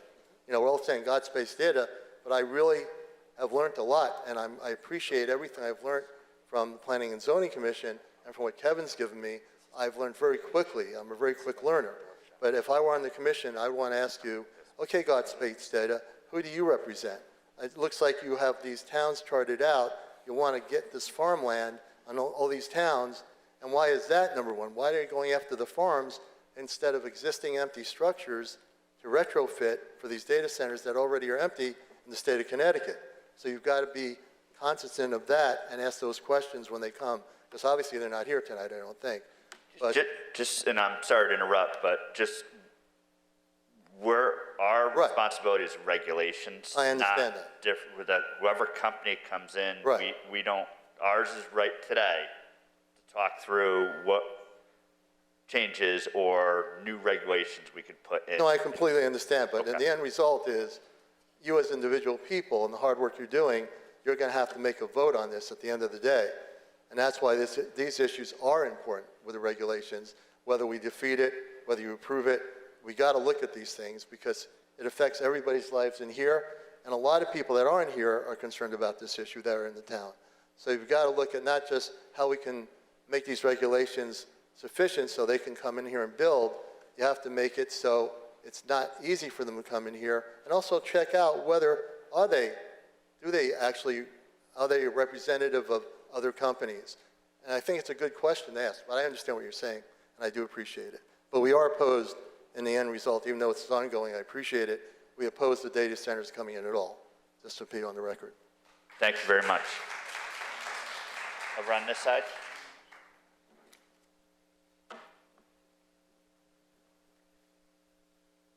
Mr. Chairman, good evening, everybody. For the record, my name is Evgenia May, 76 Tankwood Road. We understand that it's work in process. This is just a snapshot of what's being worked as possible, maybe.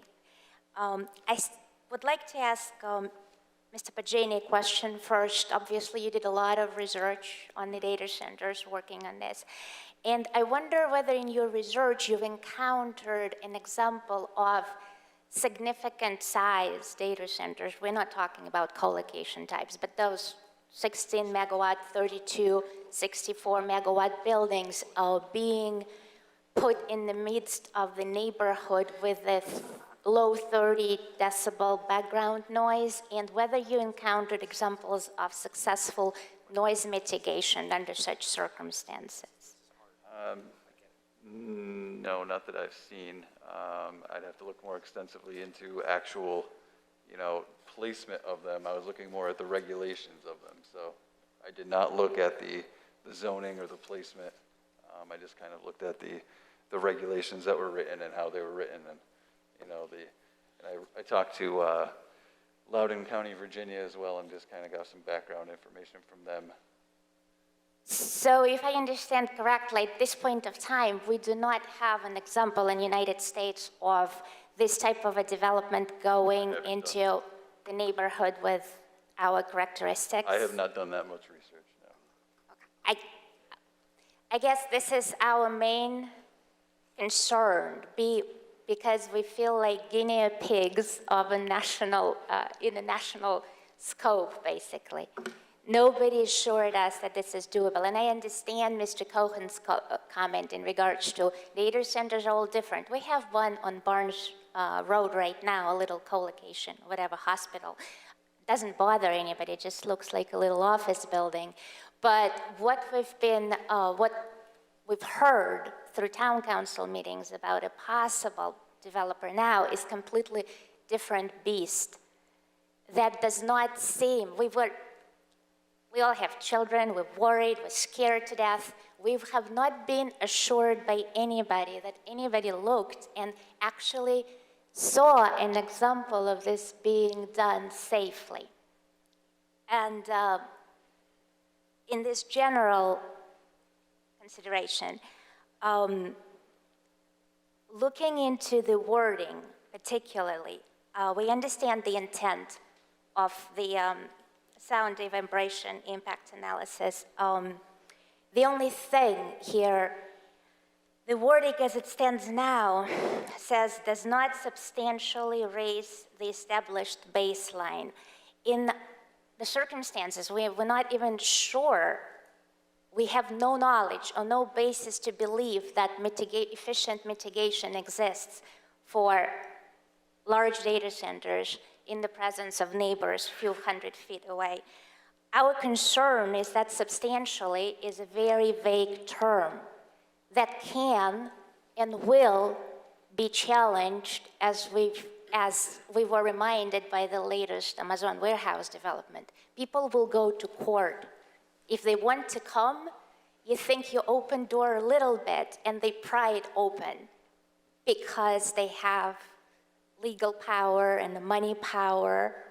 And so our concern is that that substantial word leaves the space for it to be interpreted in the worst possible manner for residents. And so we would like Commission to consider, please, what impact that would have. If this ever gets considered to go through, it should be just environmental level of noise. And this is not an extraordinary. Commission held Amazon project to the same standard. Amazon was compelled to incorporate in their plans the sound wall to make sure both impulse and the ambient noise is within current level for the neighborhood. So it would not be any different than the protections that the Commission afforded to our high hill neighbors. And I think in this type of a development with all the unknowns and also the nature of the noise, which is incessant, it's critical. It's very, very important. Next little point, Mr. Fitzsimmons took care of it. That was our other concern, is that the environmental noise study, obviously where it deals with the design of the equipment, the applicant will need to provide that. But the establishment of a background noise should be done by the town. It's an extensive few week of measurements. It's very difficult for a peer reviewer to catch up. It's different locations. It's a complicated thing. So of course we would be comforted if the town took full responsibility for that.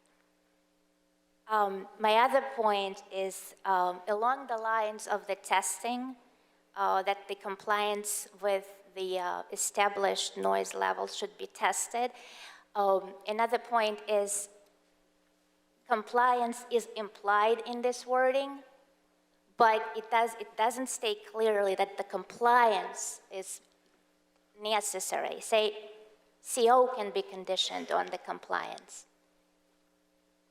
As indeed Mr. Zeister suggested for some of the outstanding traffic issues on Amazon application, that if we don't know whether it will be done, let's just put CO condition on that. And that seemed like a very reasonable suggestion. Also, very last, very small point, Mr. Pagini, I'm not sure whether it was intentional or it's just an omission. In the, where the regulation talked about, it's point B, the wording specifically dwells on setbacks being established based on sound and vibration impact analysis for side and backyards, for abutting properties from the backyard and the side. Nothing is said about the properties that are abutting directly front, like Yeah, say that's what section 4.9F3 is. That's front yard in our current regulation. 4.9F3 is the front yard setback in that regulation. Our current IX regulations. So that means in addition to the requirements of our regular landscaping and the section 4.9F3, which pertains to the front yard and the IX, and then anything that abuts the side and rear also. So it's all three. Yep. It's the only thing I wanted to make sure, because Yep. some buildings, residential buildings across Tankwood will actually be closer than the backyard. Yep. Very, very close. Okay. And this is all I have. Thank you so much. Thank you very much. Yes, gentlemen.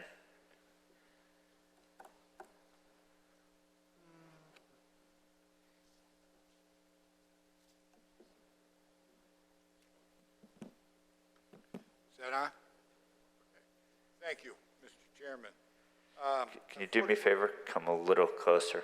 Unfortunately, I don't want to talk about the data center, so I don't want to bore these people, but the regulations as proposed under schedule of lot and building requirements, for the IX, the proposed change is the minimum open space to 40% and the maximum building coverage to 30%. Okay? And I think that should be reversed. And this, when you look at this, you look at the buildings up there, and we're talking about the IX, and it doesn't encompass the requirements for the data center. We've had several buildings that have, under your commission, have been expanded under special permit, and they've grown. This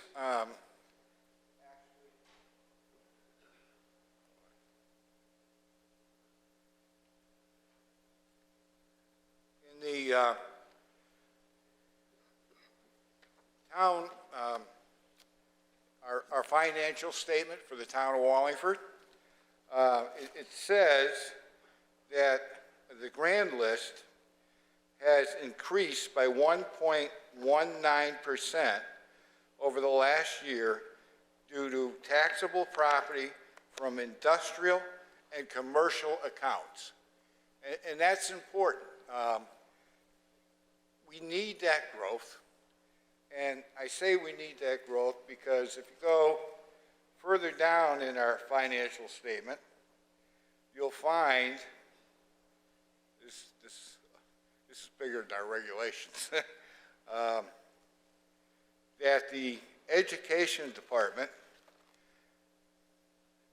and this is in thousands, takes 125,608, and our general property tax revenue is 125,303. So we don't even produce enough revenue from real estate to pay for our education. So it's important to have that expansion. We're not talking about a lot of expansion. These are companies that are already there that would, grow with the times. And it would help. It would help our financial statement. And I just think it would be a big plus to, have that availability. I know there's owners up there right now that would like to expand their property, and they can't, unless they come for a special exemption from you guys. So it's, again, it's not the data center. It has nothing to do with the data center. It's all the other manufacturers that are up there. Some of these people are paying $40,000 a year to mow their lawn.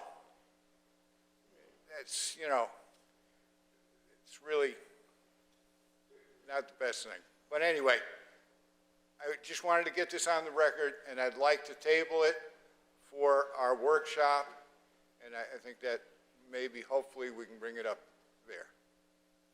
Thank you. Thank you. The lady behind Mr. Ryan.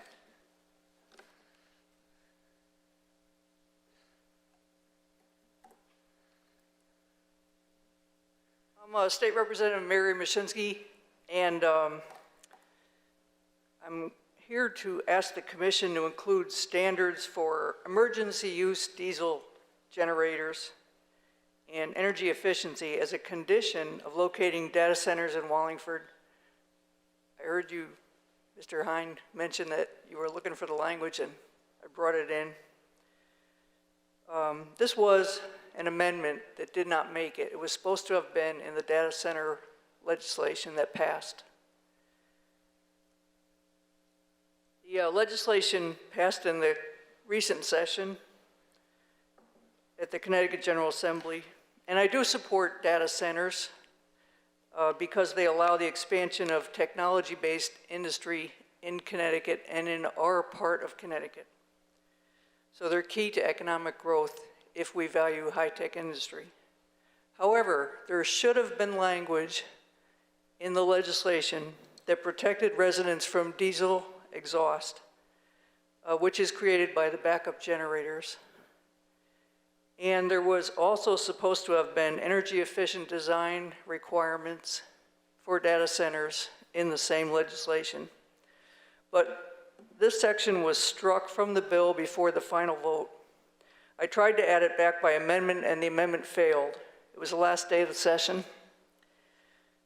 So what I'm submitting is the text based on the amendment with additions, which are in blue ink, requested by the data center industry.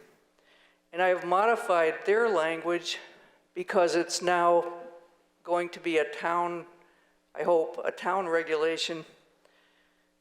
So the language that reflects state agencies I struck out because that's no longer relevant to what you would be writing.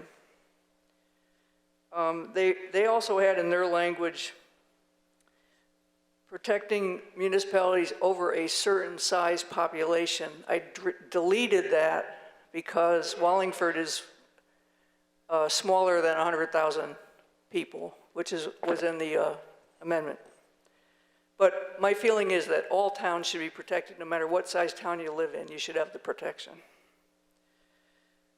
So I'm asking you to make this language or some similar version of this a condition of the permit should you approve data centers coming to Wallingford, because unfortunately, state law is silent on data centers. There are no environmental standards in statute right now.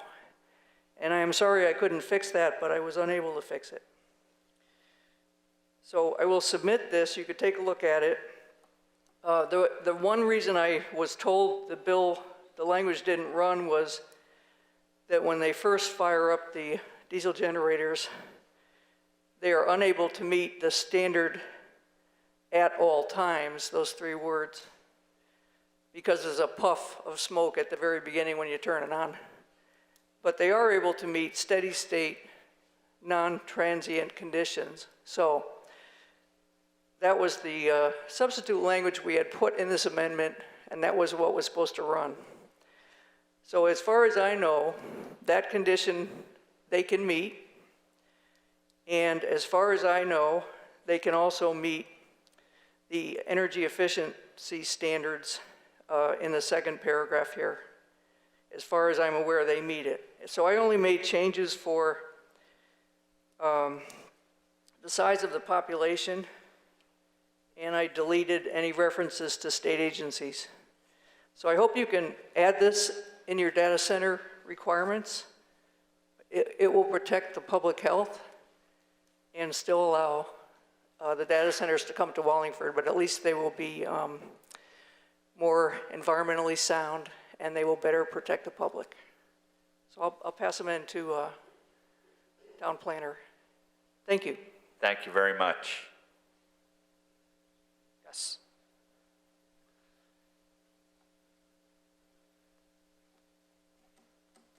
Tim Ryan, Economic Development Specialist for the town of Wallingford, and here representing the Economic Development Commission. I just want to take a minute to share why the Economic Development Commission unanimously supports data center use in the industrial zone by special permit. And I want to stress by special permit. All the concerns that people have raised this evening, we have as well. All right? No one is suggesting that data centers be developed recklessly or anything but responsibly. Several of the people that have spoken tonight, I've spoken with myself. They know our position on this. So, but as Representative Mashinsky mentioned, and as we've often heard now retired Controller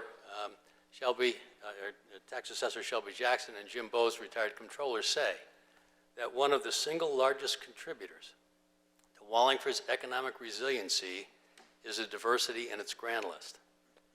All right, data centers allow us to add a piece of diversity to our grand list that is not there. We have, as has been mentioned, a couple of very small data centers, but this is a great opportunity for us to take and modernize our grand list in a very big way. We're very fortunate that we have manufacturing, but as a category within manufacturing, we have metal manufacturing, plastics manufacturing, chemical manufacturing. We have robotics, we have animatronics. Within warehousing, we have traditional warehousing, we have warehouse distribution, we have last mile distribution. Every category has subcategories. All right, so we need the diversity in our grand list, and it's just not the opinion of the EDC. It is part of the Plan of Conservation and Development. As you know, you've worked on it yourselves. It's a 10-year strategic plan that we are mandated by the state of Connecticut to do. We are 5 years into it, and I will read to you very briefly from Chapter 2, page 14. Wallingford's job base is relatively strong within the greater New Haven region. At the same time, concerns have been raised that Wallingford may need to adjust its economic development strategy and industrial land use regulations to keep pace with changing needs in the business community. I would submit, and we would submit, that the changing needs in the business community revolve around data. All right, it revolve around technology. So we believe strongly that there is a need, there is an opportunity. We are convinced that there's a significant market opportunity for us in Wallingford because of our location between Boston and New York and the I-91 corridor, and by the fact that we own our own public utility. And so those being said, I just want to repeat that we unanimously support the allowing data center uses in the IX and I-5 zones by special permit, so that the concerns of everybody in this room and beyond are met before any development project can go forward. Thank you. Thank you very much. Any more on this side? I'll come back to you. Go over on this side, yes. Good evening, Chairman. Good evening, Commissioners. Planning and Zoning, Mr. Bugini. Bruce Swerka, Northrop Road, Wallingford, Connecticut, lifelong resident. I really think as a town we need to oppose the entire project. Look at the data centers that are around the country and look what they cause for the impact of what you would do to our North Farms area. If you take Tankwood Road, North Farms Road, and Northrop Road, right now you'd develop all those homes, we'd all lose value. That would be the first thing. The second thing, the infrastructure of 91 and 68 now could not handle the data center traffic because those buildings are going to run 24/7 all year long. Emergency power, they don't care when we want them to start the emergency power. The electricity goes off, they're going to start the generators. They're not going to have any financial impact. They're going to start the generators no matter what time of the day or night. Noise, vibration. Let's talk about noise and vibration. How about noise abatement? How about the abatement to all those buildings, the noise abatement that all those buildings are going to give off? We've got to consider that to be like an airport in our yard. And then, what about, you talk about green, having a green town.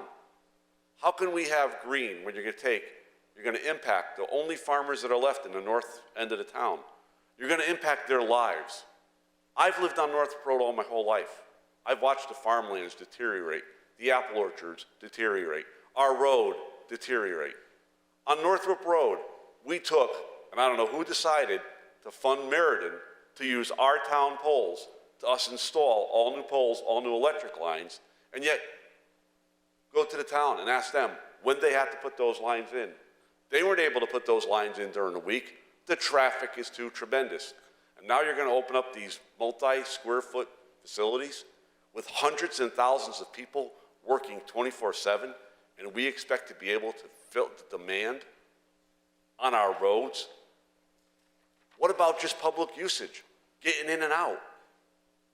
And then we want to put fences around them. Oh, that's great. Fence them in. What are we going to do about the wildlife? What are we going to do about the economic impact by taking all the trees down? Oh, yeah, we want them to replant them. But what are you going to do there now? You've got the inland wetlands right at the reservoir. You guys going to flood the North Farms Reservoir and fill it in? Might as well, because everything's going to be gone. Mr. Pagini, you were a lifelong scout. You mean to tell me you're willing to take and give up all that open land with the reservoir and everything and turn around and put in buildings that are going to omit all types of noise pollution, air pollution, vibration, and then the traffic of someone coming to work 24/7 for what we think is going to be an economic improvement? What happened to the Bristol-Myers Squibbs building that's up in there? What happened to the Bristol-Myers Squibbs? They're no longer there. Building's getting torn down. The construction is 3 more years out. What happened to the building on Grebe Road where it had to be built? They had to have a right of way. 3 months later, they foreclosed. Fortunately, we found somebody to take it. What's going to happen when all this land gets bought up and there's nothing left? Oh, you know what their answer is going to be? Oh, we'll put in solar fields now that all the farmers are gone. You don't need the water from the trees being planted for carbon monoxide. Nah, we'll take care of it with filters for you. Your electricity, don't worry about your electricity. We have our generators to power on our solar fields. We are not going to gain anything except lose the value of what our town possesses. Move them into your neighborhood. Expand your road and give up your home for this. On Northrop Road, in my 60 years of living there, I have seen the traffic change immensely. Every day I see tractor trailers fall off the brim of the road. There's been several accidents with both people and with companies on the street. The same thing happens on North Farms Road. It happens every day. We're going to turn a blind eye to it? I hope not. I hope the commission can really dig deep. And I think one of the first things is to look at how big these structures are going to be. You put one of those in, you're putting an airport in every time you put in one of those buildings. And then you're looking at them to expand. You're not looking at 1 year. You're not looking at 5 years. You're looking at 15 years, and they're just going to keep drawing it from us. And Mr. Fitzsimmons, you were exactly right. We shouldn't have to pay for that. But we as the people of this town are going to pay. We're going to pay dearly because I'm going to have to move out. I'm going to have to say, I did a variance in an industrial expansion that I lived my whole life to put a 24-foot addition on my house because I came 3 feet too close to the road from what was allowed. And it took me 4 months for a 3-foot variance. You know why I didn't get it the first time? Was I didn't have any economic impact to give the town. I was just a resident.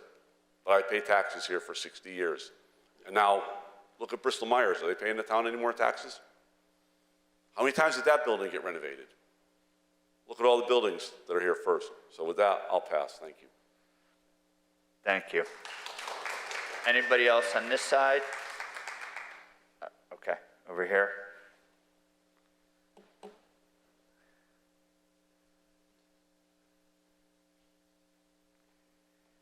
Kathy Palmer, 18 Tankwood Road.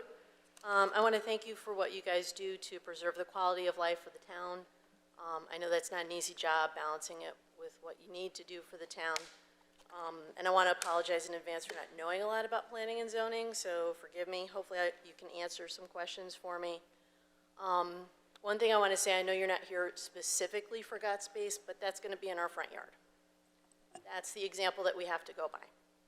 So one of the things I was wondering, I saw in some of the requirements that for the IX zone, the maximum height of a building can be 30 feet. Will that pertain to the data center buildings as well? Because I've seen some plans that outline 45 feet buildings. Does anybody know if that would suit, you know, like? Well, if you're talking about the got space proposal, that's capped at 45 feet through the host agreement. If you're talking about just a standalone data center somewhere in the IX or the I-5, it would be those regulations that you're speaking of. It would be 30 feet with those additions of 1 foot for every 1 foot, they have to step back another 5 feet if they want to go up. So those regulations would Correct. supersede whatever they were thinking of doing. Right? That would stand in place. The got space is capped at 45 feet, whereas the regular regulations, they can be, if they have the setback requirements, they can go up to whatever height they want. It's just how they're written. I don't know. So in terms of, I know, again, you're not here for got space, but with that particular thing, I know one of the buildings was possibly going to be 100 feet from a property line. So if it's that close to a property line. No, they have to be, any of the got space has to be at least, according to the host agreement, 350 to 400 feet, I believe, because they have to comply with the host agreement. Okay, because I thought I saw one plan that had it at 100 feet at one of the buildings. So these regulations would apply to more data centers, not got space data centers. Well, got space is going to be across the street from me, so. Right, yeah, but these are kind of both. These are a catch-all for whatever the host agreement didn't catch, but it gets a little confusing, but. It does. Yes. All right, so the talk of the diesel emissions with the backup generators. I work for a school. One of the things that has to happen is the buses have to turn off when they pull up to the school. They can't just idle. So I really do want a lot of attention on diesel emissions and how it pertains to our air quality out our front door. So I'm hoping that language will be tightened up a little bit. All right. With the sound analysis and stuff, I mean, it sounds very vague what's in there. You know, there's talk of analyzing what the ambient noise is and then what the potential impact is, but the difference between the two isn't really quantified in the language, and it doesn't sound like it's going to be. So I'm a little concerned about that because it's kind of a new concept. And that's the other thing that I know I and my neighbors are concerned about. This is all new territory, and it's in our front yard. So the rules that you put down are going to affect our quality of life every single day. And I know you appreciate that, but we're like a test for the rest of the town, the rest of the state, part of the country. It's in the middle of our neighborhood. And I know it's an industrial zone and we should have expected something like this, but this is different. This is hard to, you know, get our heads around, especially since with the presentation to the Legislative Council, there weren't a lot of answers. You know, we saw 3 plans over the course of 2 weeks that were vastly different. Each plan had more buildings on it. We're concerned. So, you know, whatever language you put in here is going to directly impact our front yard, literally. Some of the other things, I don't know if it's really in the language of the data center, this fencing around it. That's all, again, very vague. Since these buildings are going to be in our front yard, they're a high security facility for obvious reasons because they hold data of unknown, we don't even know what kind of data they're going to be holding. What kind of fence is going to be around it? Is it solid? Is it chain link? Is it going to be greenery? Is it going to be like this big wall of wood or steel or what? I mean, I hope that's something that's part of the special permit process, I assume. And the other thing, I know that when they do come knocking on our door and they do the special permit, how do we all get notified so we can participate in that process in a meaningful way with all these steps? Because there's going to be a lot of things to consider. Do we get like mail notification or just happenstance news article? Do we get an official notification? Yes? Official notification.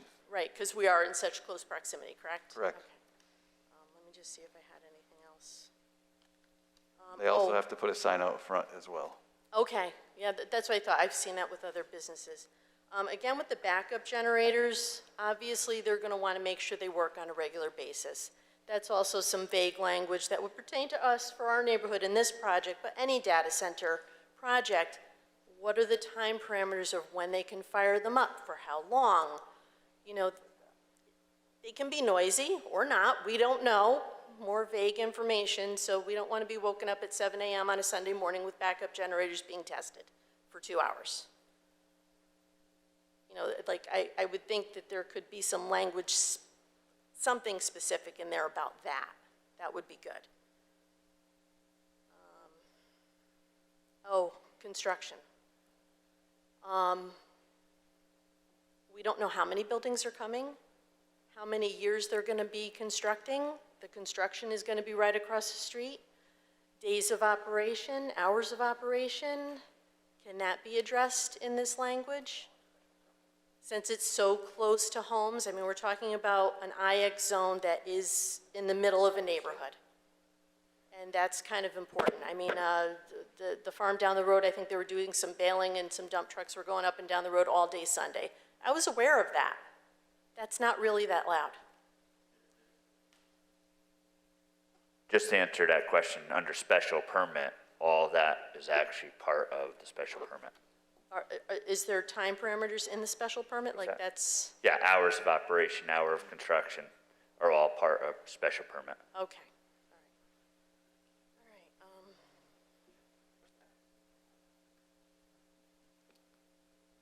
I guess that's it. Thank you very much.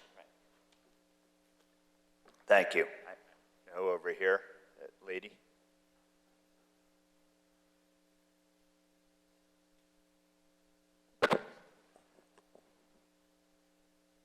Hi, I'm Jessica Gannon-Plansky, and I live on North Farms Road.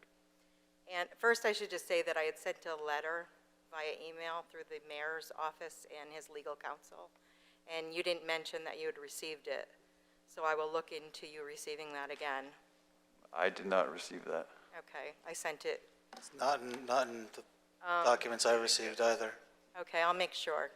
It was sent to Janice Smallin, our mayor. I still haven't, they haven't responded to anything that I've sent them for over 3 months now. If it's not addressed to me, then I don't get it. Well, it was sent to your care, to you in care of them. I did not get it. Before I start, I just want to say that numbers have been thrown out tonight by the town planner. One was no less than 150 feet back from residential areas, and substations no less than 400 feet away from residential areas. And I specifically asked Mr. Quinn of Got Space and Len Fasano what those numbers were based on, and asked them to provide scientific evidence of those neighbors that they would be okay for residents, and they had no answer. They have no science whatsoever to back up those numbers. So I don't know if the town planner since then has done his due diligence. The Got Space project has to comply with the data center agreement from the town council. Correct, So it but does the not numbers that they've given are not scientifically backed up. They're shooting from the hip. I don't know if they suggested that or that came from the mayor. I can't speak on that. Well, that needs to be looked into because it's a pretty big deal to people who are living in this area. No, I agree. You had also mentioned that you said towns really don't require these sound studies. And the reason they don't require them is because most towns are not reckless enough to put them in neighborhoods.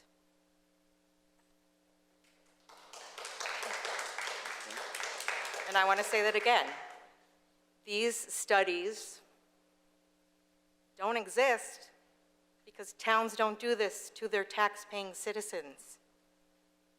The one town in Arizona that has done this, every safeguard that their leaders supposedly put in place, there is now massive class action lawsuits. Citizens, residents have brought forth health concerns that the people have legally documented, serious health concerns living around these, from both the high frequency and the low frequency sound. So this is something that really cannot be overlooked.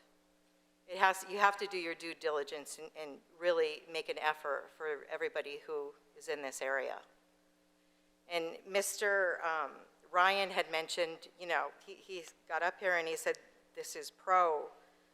And a lot of people can say that it's pro when you don't have to live with the consequences of it, when you don't have to live with the cons of it.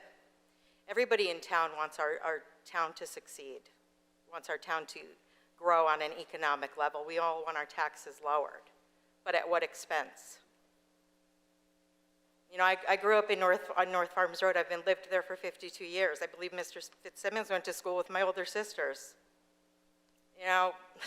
I remember a time when everybody cared about each other. Everybody cared about each other. You have to care about your citizens. You have to care about your residents. If you don't, leave the job. Mr. Ryan, I don't think you'd put this in your backyard. Would any of you? Would any of you want this dumped in your backyard? Because if you've done your research, it is very easy to conclude that everyone who's unfortunate enough to have had this dumped in their backyard says it's a living hell, a nightmare that doesn't end, 24/7. On holidays, on weekends, it does not turn off. The impact on your citizens is going to be dire. We raise our families in this community because it's supposed to be a community that cares about our citizens. So I'm asking, I'll send the letter again. Hopefully you'll receive it. I just really ask, between the environmental impact, between the impact on actual human living, breathing beings that are raising their families in these neighborhoods, I ask that you do your due diligence and do not vote yes to put the data centers back there. If it's unforeseeable that anything else industrial is going to go in there, so be it. But don't put something back there that is literally going to destroy our lives. And as I said, it is well documented by countless people that this is not pro-neighborhood. It's not neighborhood friendly. And again, that is why there is no studies thus far as sound variables, traffic variables. These data centers do not belong around human life. Thank you. Thank you. I think everybody's gone through over here.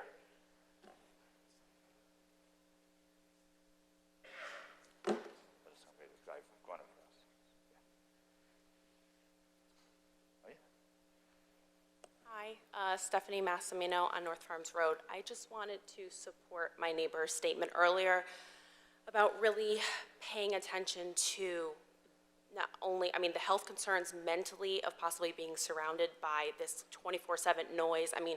We just had a baby, we're raising our family, we enjoy sitting in the backyard, and we have such fear of not only the health concerns of the noise, but also being around this much power. I understand that you say that this was just for, just data centers in general, but GotSpace is the one in our main focus, and they went from having one building in my backyard to now, I think it was, the last proposal was 3 or 4 with, I want to say, 3 substations around it. It's very concerning to us. And then also, I don't know if this does go through, what we could do to pay attention to. We have well water, how that would affect that, even though they did say that it would be underground. Underground for one building, yes, but 3 or 4 plus including the substations, that's a lot to take into consideration. And then, of course, the environmental, just to put on that as well, because I know it's been touched on, but again, we enjoy sitting in our backyard, having the deer come back, and just to see all of that wiped away, and these massive buildings right there in our backyard. Mr. Fitzsimmons, you said before, no one wants to see the side of a building. It's the same thing for us neighbors sitting in our beautiful backyard that, yes, we purchased knowing that that was the industrial, land behind us, but never did we know it would be to this magnitude just years after purchasing our home. So just please keep us residents in mind for that. Thank you so much. Thank you. We've gone across, we're going to continue this public hearing. I think we're going to have it for the next one, right? Yeah. Okay, I went across. All right, come up. As I said, the public hearing will continue to the next, obviously next month. Gentlemen, thank you for listening to me. Thank you to the commission for what you guys do. I think Tim Ryan does an amazing Name and address? Tony Hayes, 1083 North Farms Road. I think Tim Ryan does an amazing job for the town of Wallingford, and we're lucky to have him.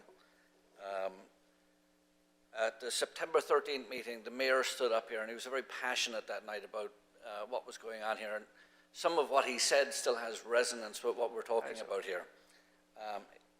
He said, we're expected as a society that everything will work out in the end, and he's addressing this to you. But he said, that is not our job, gentlemen, and he's talking about management of the town and the things that you guys do to manage the town. He went on to ask, how much money justifies the risk? And Can you do me a favor? Get a little closer to the mic. We're getting told that you can't hear you, sorry. He went on to ask, how much money justifies taking the risk?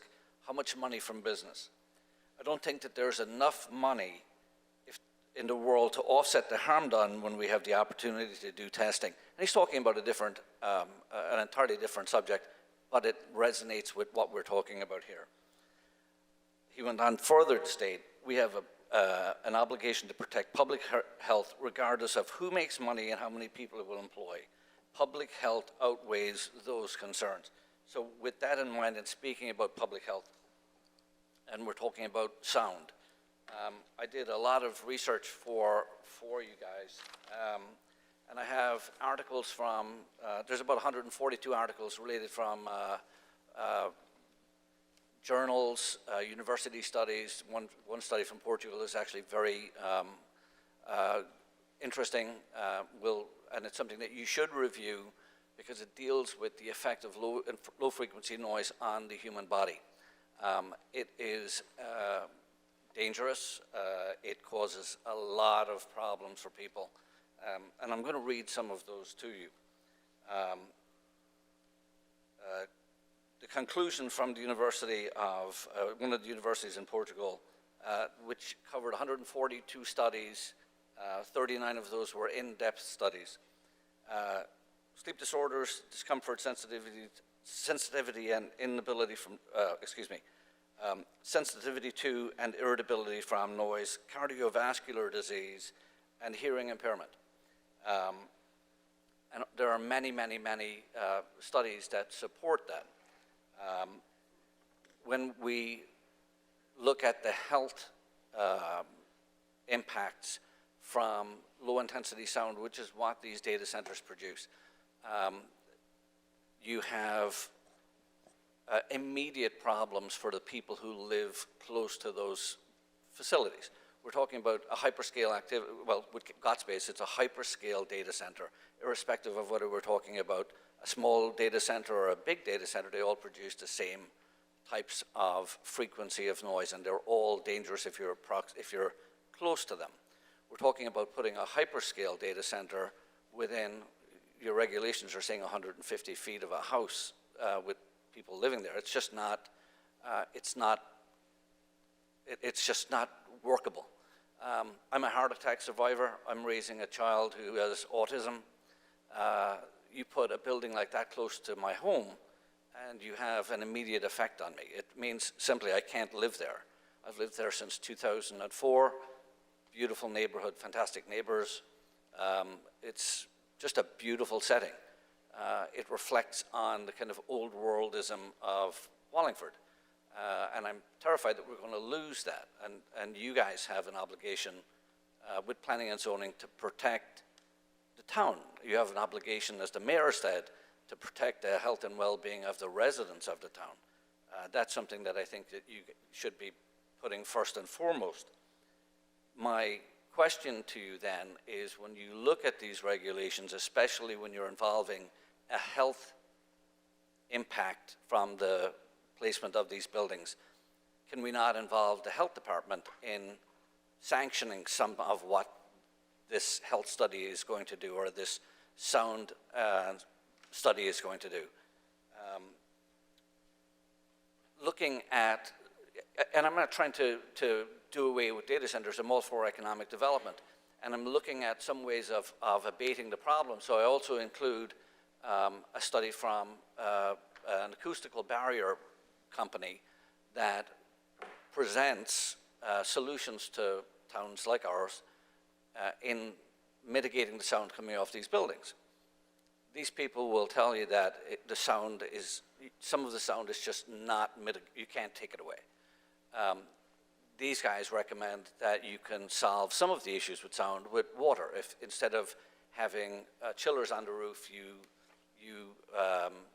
use a lot of water, it mitigates the sound. It takes almost all of the sound away, but you're looking at a process that's going to take millions of gallons of water to solve that problem. It's just not feasible in that section because we're all running off of well water. There's no water unless you want to, burn out a reservoir to give to these people to solve that issue. The last thing I was going to say was, when the mayor came up, he spoke with passion, and he really did present on the argument that he was talking about, or on his presentation to you on September the 13th. And I assure you, every single person in this room, I have the same level of passion in protecting the health and well-being of my family and the neighbors that live near me on North Farms Road. And I urge you guys to consider that. The town council did a really poor job in protecting the people in this town by allowing this process, we're talking about GotSpace again, to move forward without allowing you to first look at the proposal, to do what you're doing now and involve the public, instead of putting the cart before the horse, signing a host agreement with GotSpace. The town planner mentioned that he spoke to Loudoun, Virginia. Loudoun, Virginia is one of many neighborhoods involved with lawsuits resulting from, and I have that.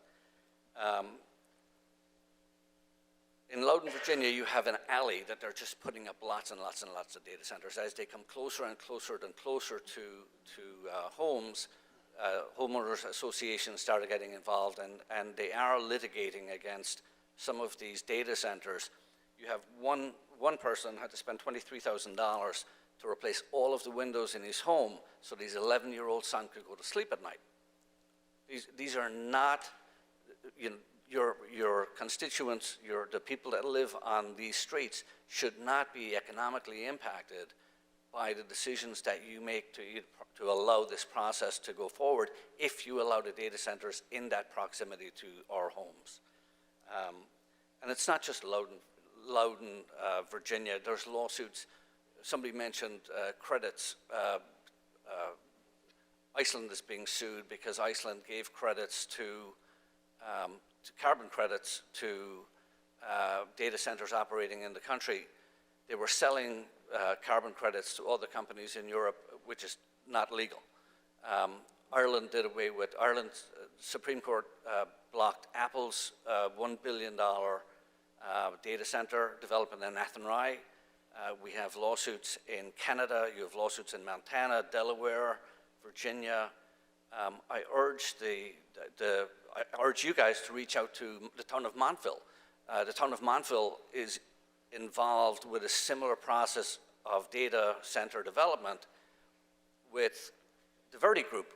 The Verde Group, one of the principles of the Verde Group is also a principle of GotSpace. So be careful who you're getting into bed with, because there are problems with that. And you can reach out to the people in Montville and you'll get a full story from them. If you care to reach out to the town planner in Norwich, she had very similar concerns with data center development down there.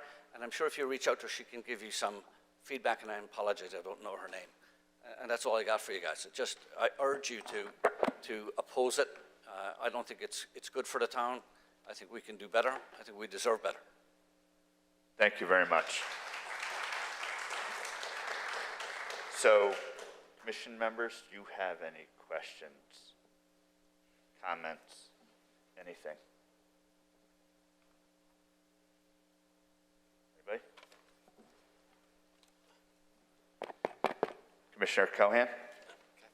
Thank you, Mr. Chairman. I just want to, express my, appreciation to the members of the public, because, your comments are, quite specific. They're thoughtful. They're not attacking anybody. They're constructive. So I appreciate the tone of everybody's comments.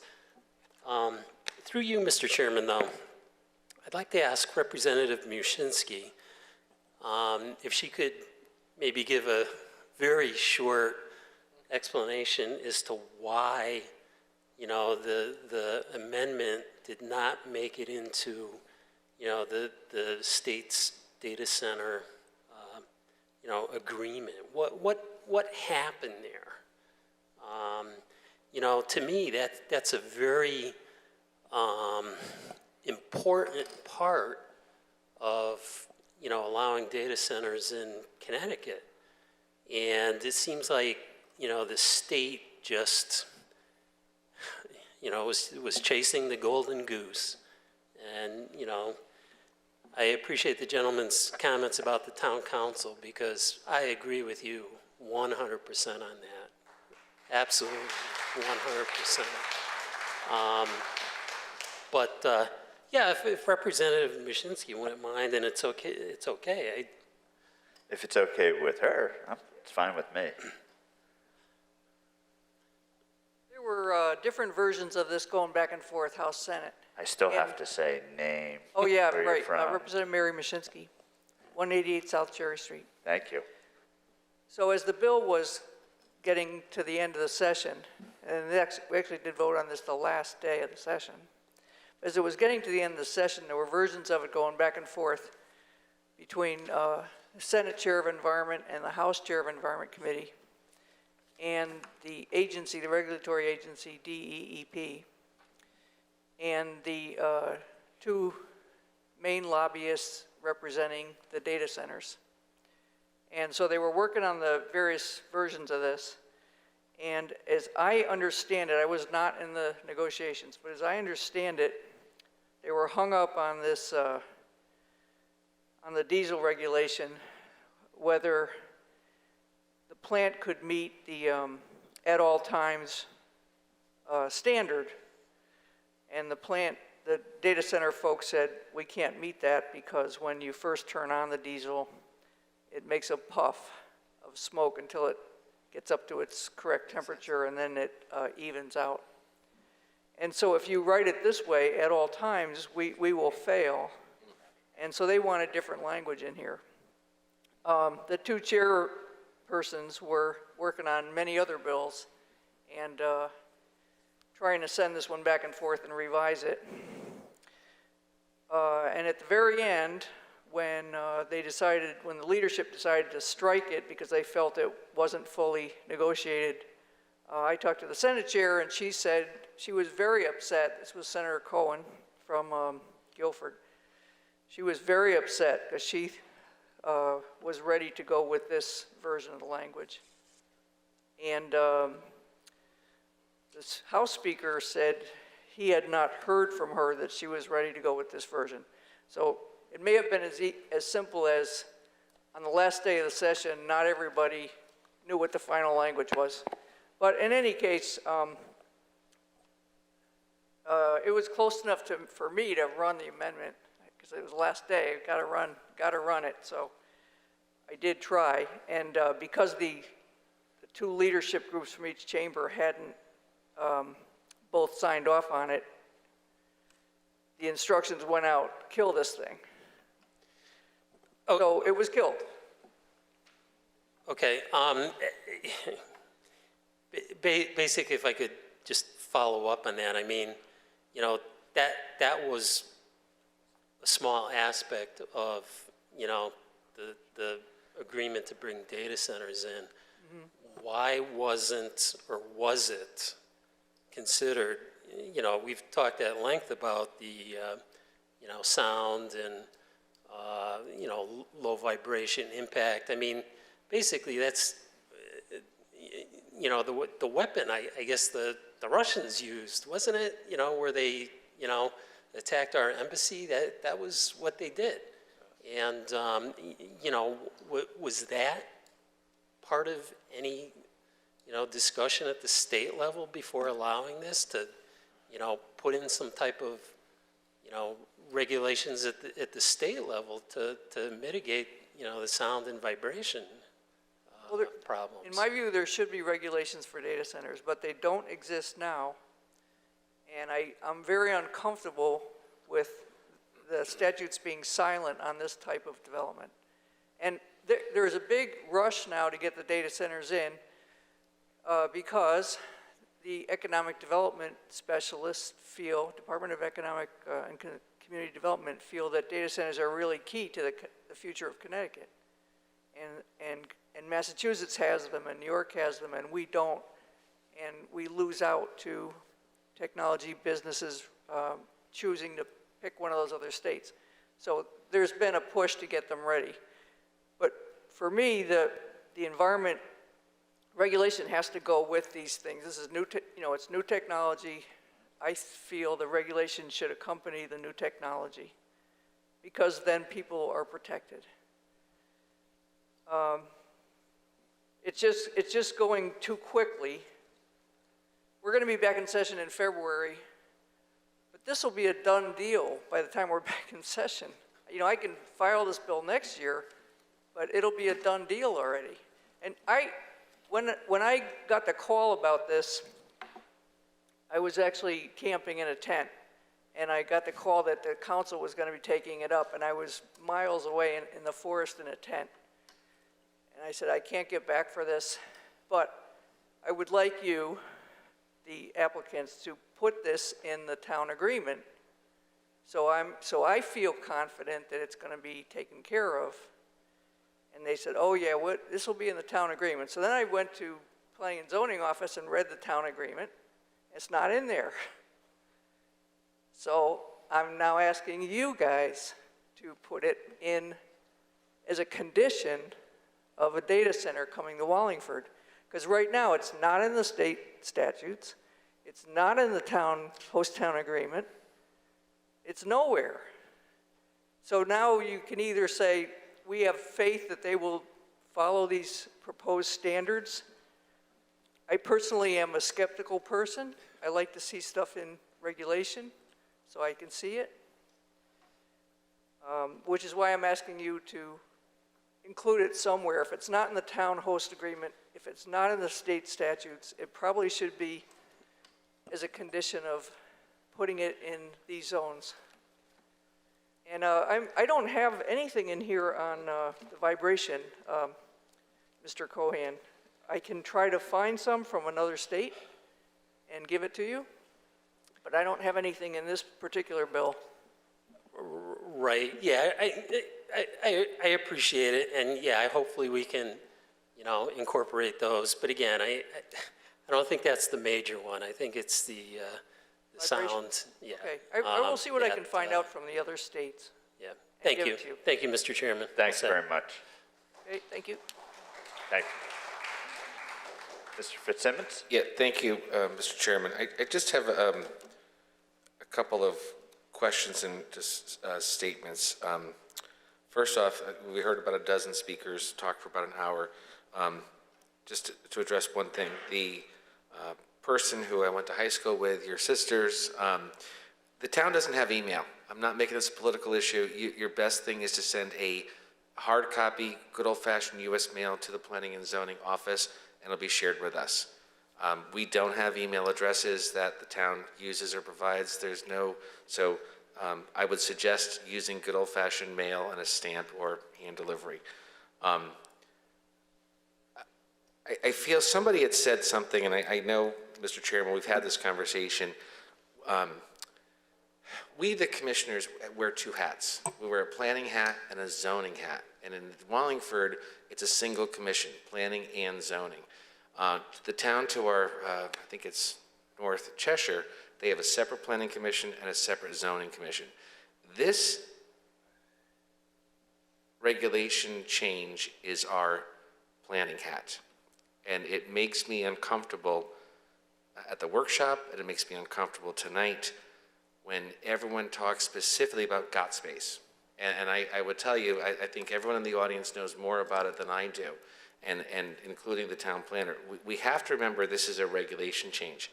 The reason I raise that is the town planner said something during tonight's public hearing that the chairman and I were speaking, you know, off the record to each other. I heard you say something, and I'm going to ask you to clarify it to make sure I heard it correctly. These regulation changes, which are proposed by this commission, your office, are for data centers. And I heard you say something to the effect of this would not apply to GOT space. And I don't know if I misunderstood, but I heard it cleanly, and we both looked at each other and said, did he say that? So can you clarify what you meant by that? They wouldn't supersede the host agreement for GOT space. So GOT space has to comply with everything in their host agreement first, and then everything that was not in the host agreement, these regulations would fill in, if that makes sense to you. So if ours is stricter, correct. Which one goes first? The host agreement is stricter. So everything that would be in the host agreement, you know, if we kind of look to see if there's any differences and whatnot, but yeah, there's no, what do you mean, if what is stricter? If this is stricter? If our regulations are stricter, yes, then they go by these regulations, not by their agreement? Correct. Okay. Because I heard you the opposite, so that's what we looked at, and we were a little... It would essentially fill in the gaps. It gets confusing, but like as far as the setback goes, they have to comply right now with the I believe it's 350-foot setback. But if, say, it goes through the Planning and Zoning Commission and the sound and impact vibration analysis decides that it needs an 800-foot setback, then that could be applied. Okay. So that makes me feel... Through you, Mr. Chairman, because I guess that's why I asked, because so this is unusual, so I'm going to dumb it down for me to make sure I understand. Because you kept referring to the host agreement. I don't have the host agreement. Because right now, we, the commission, have no application before us. Correct. All we have is we're discussing a regulation change, and my understanding is this regulation change would apply to anyone doing a data center. Correct. Yes. Okay. Yes. Everything else is aside. And that's why I guess it's confusing when during the workshop and again this evening, both the public and yourself kept referring to got space.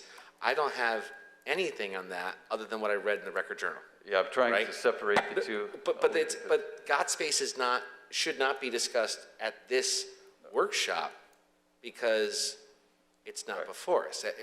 Because some of the residents and staff have got into particulars, and I'm just trying to bifurcate, I think of the term Mr. Seichter would use, because it's different, right? So this is a regulation change, and it's our regulation change. Yes. Okay. So if I could just to continue, because I just had a couple points. So the other question is, it's more procedural, but this is directed to the town planner through you, Mr. Chairman. The regulation has written, and this is just nitpicking. You'd think I'm an English teacher. It needs to be more bullets. It's all paragraphs. Right. So when the several people mentioned fencing requirements, you had to look for it. The rest of our zoning book, everything's listed with bullets. Yep. So for the next conversation, this needs to be broken out into bulletized format versus paragraph format. It's just, the formatting is not a regulation change, it's just a bunch of words. Sure. Normally, if you look at our zoning book, this doesn't look like it would fit into our zoning book because everything is just mishmash, where it talks about trees, talks about fences, talks about security. I know it's still in the infant process, but in order for us to have the conversation, because when someone mentioned fencing, I see it referenced 3 times. And I still couldn't answer, in my mind, the question that someone asked about fencing. So, and then lastly, Mr. Chairman, because I know it's talked about a lot and I'm talking a lot, it's a procedural question through you for us to have a conversation. So the workshop was for the IX and the new inland wetlands, the new wetlands creation of that zone. But we got into there again, because is this going to remain a separate track? And then the IX I-5 is going to be a separate track, or is that been discussed, decided, or is that open for? I would say it's open for discussion. Truthfully, we had the workshop, and then this came on. I would tell you this happened quicker than what we're used to seeing, and so I'm struggling a little bit with that. So I'll say that now. Truth be told, we've got amended regulations, but don't have any really the discussion from the 5th, right? Which isn't normal for us. And that, I want to make sure this is not a criticism on anything you've done, because you're doing exactly what you were told to do, but it's just not normal for us. So, I feel like we're here in front of the public, we're getting this information, and this is not the normal. We do the workshops, we have a dialogue, we keep talking, and that's all we have. We're doing this in the middle of our normal business, and I don't particularly like it. Now, I'm only the acting chairman. The chairman, he may have different thoughts, but I think we're going to end up having to have them separate. So that's about, that's how I feel. I take it for what it's worth, but I know, I'll get to you, Mr. Hines, I'm sorry, but Mr. Cohan is chomping at the bit to say something, so. Well, I just want to, yes, I agree with you both, explicitly, because I've had the same question in my mind when this started. And the one question I do have, since it is a public hearing, it's I think the workshop is kind of, in the past, so we open the public hearing. How much time do we have, to complete this now? I mean, that's... What time is we need? 3 months from now. Yeah, it's 90 days, but really. It's our own. I was going to say, we can It's our extend application. that. So if I might, Mr. Chairman, I've sat up here a little. It's our application. We could continue the public hearing because there's no, it's ours. Like it's our own application versus when someone's sitting in the big 3 chairs. But so we could extend it. We can, okay. but just I guess we're gonna you don't want to keep extending it No. either, because Right. it's just, that's not our customary way of doing. And that's why I was saying, the workshop, you do the workshop, and then you do another workshop, you know, so that everybody, public has, we have the ability to kind of continue to go through it. And in this case, we're doing it in the middle of our business, and I struggle with that. And to your point, I knew that's what you were getting at, but I took a long way to get there. I was Yeah. trying to say it a different way, I guess. So, Commissioner Hines. No, that was going to be my question as well, I had timing concerns. But I completely agree. To me, this was more of another workshop, really. And we just had a workshop, and I think it would have been nice to have had some of that language and those suggestions incorporated first and then come back to another workshop as opposed to opening up a public hearing without any revised, you know, some of that language incorporated in. So I don't know where we go from here. I don't know if we schedule this for a workshop or if we continue the public hearing, but I think a workshop would be more appropriate once we get the revised language.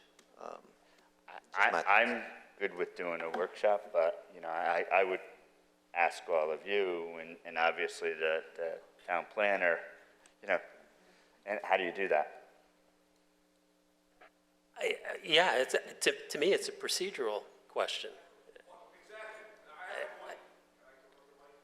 No, not right now. Just let us do our thing first. Mr. Chairman, just to chime in on this, I believe if we were to have a workshop, we would have to withdraw our application. Yes, we know that.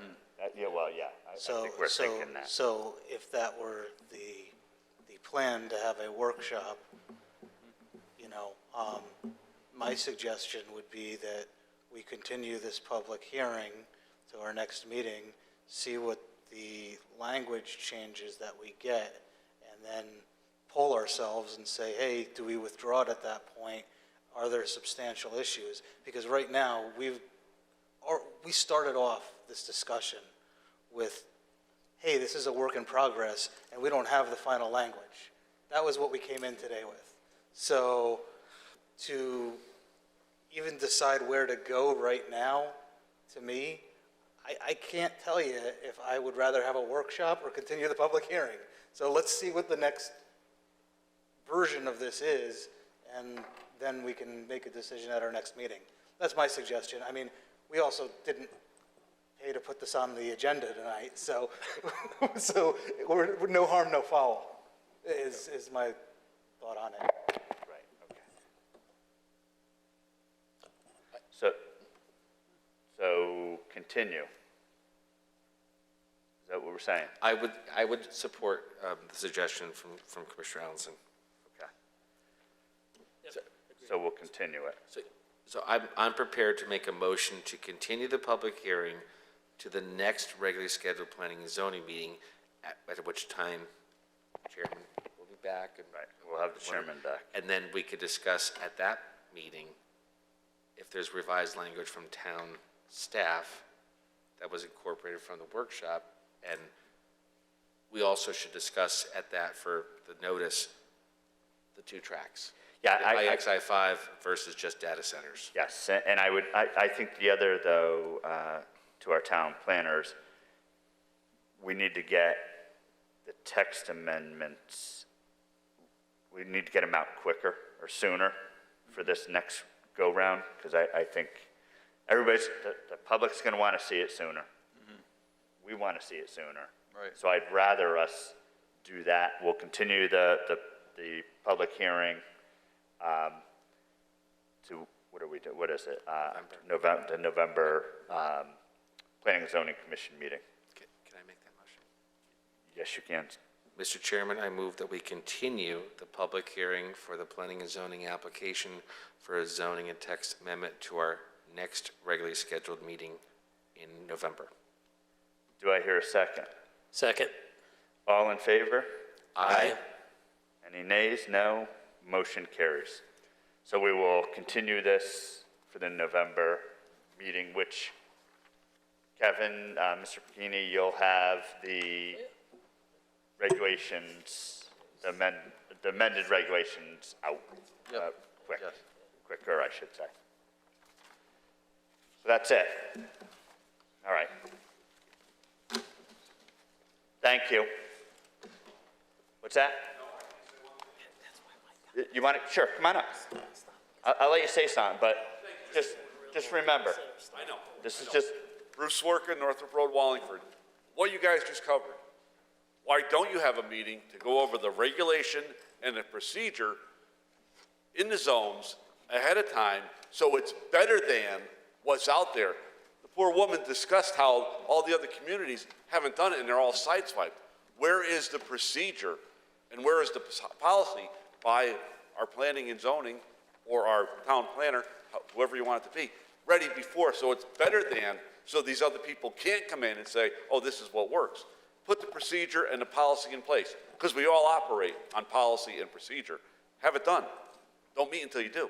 Yep. I'm sorry, I'm just being bold. Thank you. Well, that's why workshop. Exactly, workshop. Thank you. So, thank you. We're moving on to the next one. We are now going on to site plan 1164-1174 North Colony Road LLC, 1164, 1174 North Colony Road, application 213-21.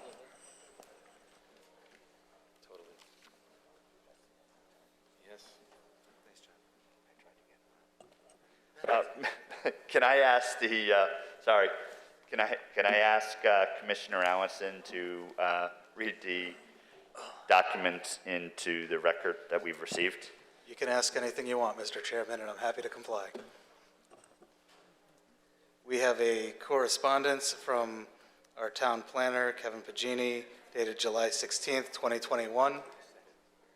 An interoffice memorandum from Eric Kruger, senior engineer, dated August 20th, 2021. An interdepartmental referral from our fire marshal, date of submission June 25th, 2021. An interdepartmental referral from our town engineer, dated June 25th, 2021, date of submission. Correspondence from Giuliano Associates, Christopher Giuliano, to Kevin Pagini, our town planner, dated September 27th, 2021. An interdepartmental referral from our environmental planner, date of submission June 25th, 2021. An interdepartmental referral from our fire marshal, date of submission June 25th, 2021. Site plans received October 1st, 2021. And I believe that concludes the correspondence and documents for the record. First, I want to apologize. He did tell me to have you go first, and I had already said them, so sorry. It's all right. For the record, my name is Christopher Giuliano, licensed land surveyor and professional engineer with the firm of Giuliano Associates, maintain an office at 405 Main Street in the Yalesville section of town. Point of procedure. I also know I'm on the application at the very, very end for the Aquifer Protection District. Is there a way that we do both of these at once so I can kind of get out of here? You know, I was going to, you know, this was actually a question I should have asked as I was going through it. Should we be doing the aquifer protection first, then this? In my mind, I would think, huh? Identical motion. Right. You're right, he can't do the site plan without the aquifer. Without the aquifer. So I'd almost, yes. Now, can I ask more of a procedural question? We actually should go to recess and open up. So I'd like to ask, I'd like to ask for a motion for the planning and zoning for Wednesday, October 13th to go to recess. Mr. Chairman, I move that the commission for the Planning and Zoning Commission stand in recess so we could reconvene as the Aquifer Protection Agency. I have a motion to go to recess. Do I have a second? Second. All in favor by aye? Aye. Aye. Any nays? Extensions? No. Okay, now, Now, can I ask for a motion to open our Wallingford Aquifer Protection Agency meeting? Call to order. I called it, I called to order, that's right. You don't need us. Sorry, so I need you. I do. I'd like to call to order the Wallingford Aquifer Protection Agency meeting, Wednesday, October 13th, 2021. On the agenda, we have application 1164, North County Road LLC, permit modification 1164, North County Road, application 704-6. Can I ask for the correspondence again? Sorry. Not a problem, Mr. Chairman. This may sound very similar. Correspondence from Kevin Pagini, our town planner, to Mr. John Orsini, dated July 16th, 2021. Interoffice memorandum from Eric Kruger, senior engineer, to Kevin Pagini, dated August 20th, 2021, excuse me. Interdepartmental referral from our fire marshal, date of submission June 25th, 2021. Interdepartmental referral from our town engineer, date of submission June 25th, 2021. Correspondence from Giuliano Associates, Christopher Giuliano, to Kevin Pagini, town planner, dated September 27th, 2021. An interdepartmental referral from our environmental planner, date of submission June 25th, 2021. Interdepartmental referral from our fire marshal, date of submission June 25th, 2021. And a site plan received October 1st, 2021.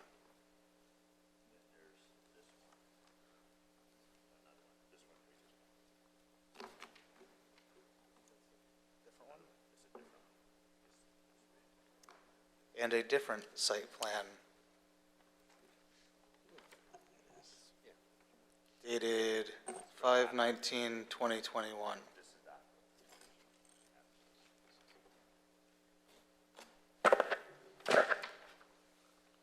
Which may be the same site plan. Right. But this one's for the aquifer protection application. There you go.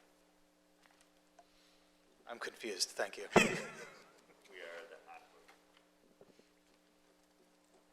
We are acting as the aqua protection. So, go ahead, thank you. All right, for the record again, Christopher Giuliano, licensed land surveyor, professional engineer. I'll skip the rest for now. And to kind of address Mr. Allison's comment, because there are two separate applications, I have to submit two different site plans, and I've spoken with the town planner if there's some way to streamline this kind of process, so I'm not cutting down 3 more trees to give you the same plan for another simple, well, or maybe not so simple application, but that's a whole nother story, and that's why you have 2 sets of plans for basically the same thing. Okay. On February 5th, 2020, the Wallingford Planning and Zoning Commission actually approved a renewal of the Aquifer Protection District application for Executive Kia.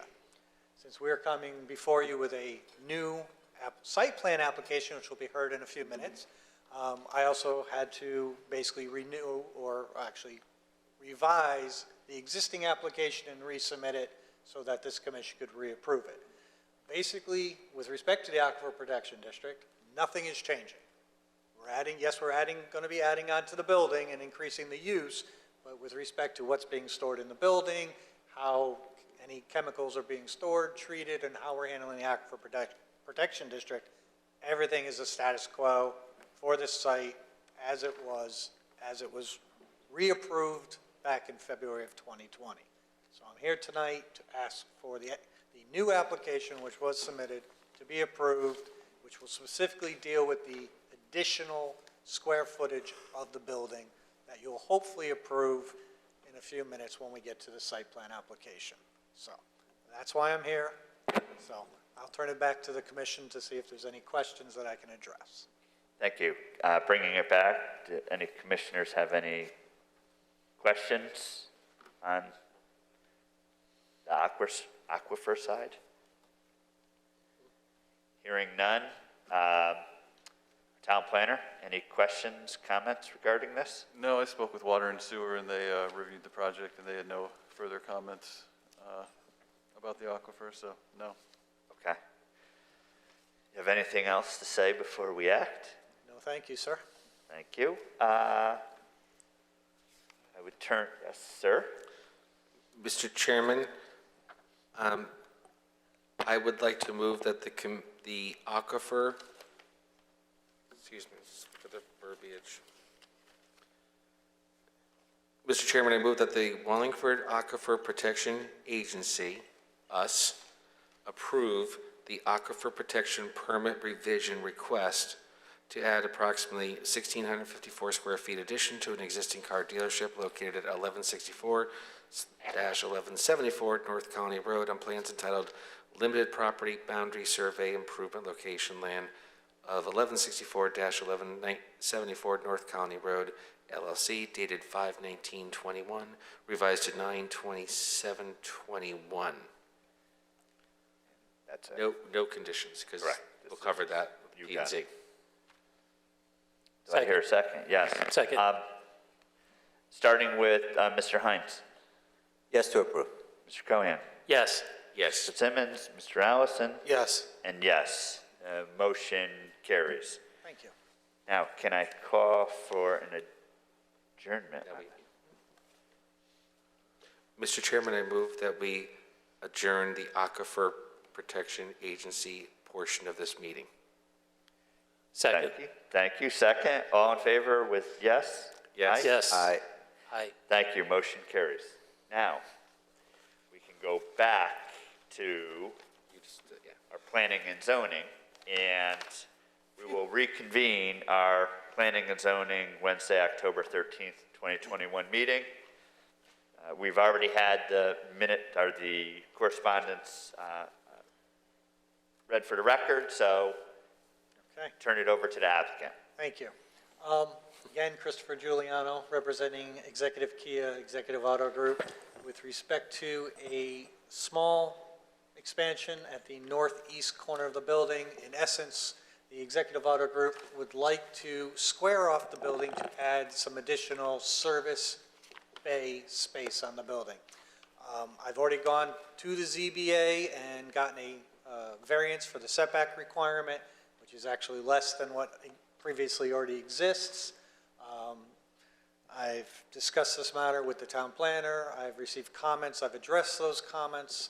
And it's pretty straightforward application with respect to the site, because we're basically replacing bituminous pavement with building. So there's really no change to the site.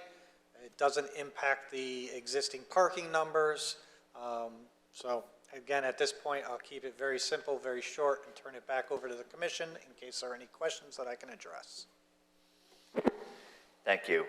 Commissioners, any questions? Hearing no questions, Mr. Begini, town planner, No more comments. do you have anything else to add? I do not, sir. Thank you. I will turn it back to the commission and ask for an action. Yes, Mr. Fitzsimmons. Mr. Chairman, I move that the commission approve a site plan request to add an approximately 1,654 square foot addition to an existing car dealership located at 1164-1174 North Colony Road on plans entitled Limited Property Boundary Survey Improvement Location Survey, land of 1164-1174 North Colony Road, LLC, dated 5/19/2021, revised to 9/27/2021, subject to the following conditions. Number 1, comments in the inter-office memorandum from Eric Kruger, Senior Engineer, Wallingford Water and Sewer Division, to the Planning and Zoning Department, dated 8/2021. Number 2, comments from the Office of Wallingford's Fire Marshal, dated 7/13/2021. And number 3, an erosion and sedimentation control bond in the amount of $2,000 as required by the Planning and Zoning Department. Thank you. Do I have a second? Second. Starting with Mr. Hines, Yes to approve. Yes. Mr. Cohen, Mr. Fitzsimmons, Yes. Mr. Allenson, Yes. and yes, motion carries. Have a good night. Thank you very much. Enjoy the rest of your night, gentlemen. Thank you. Clear the room. Yes. we move on to item number 7, which is possible purchase of property 79 Tower Mill Road, bordering the Tower Mill Preserve.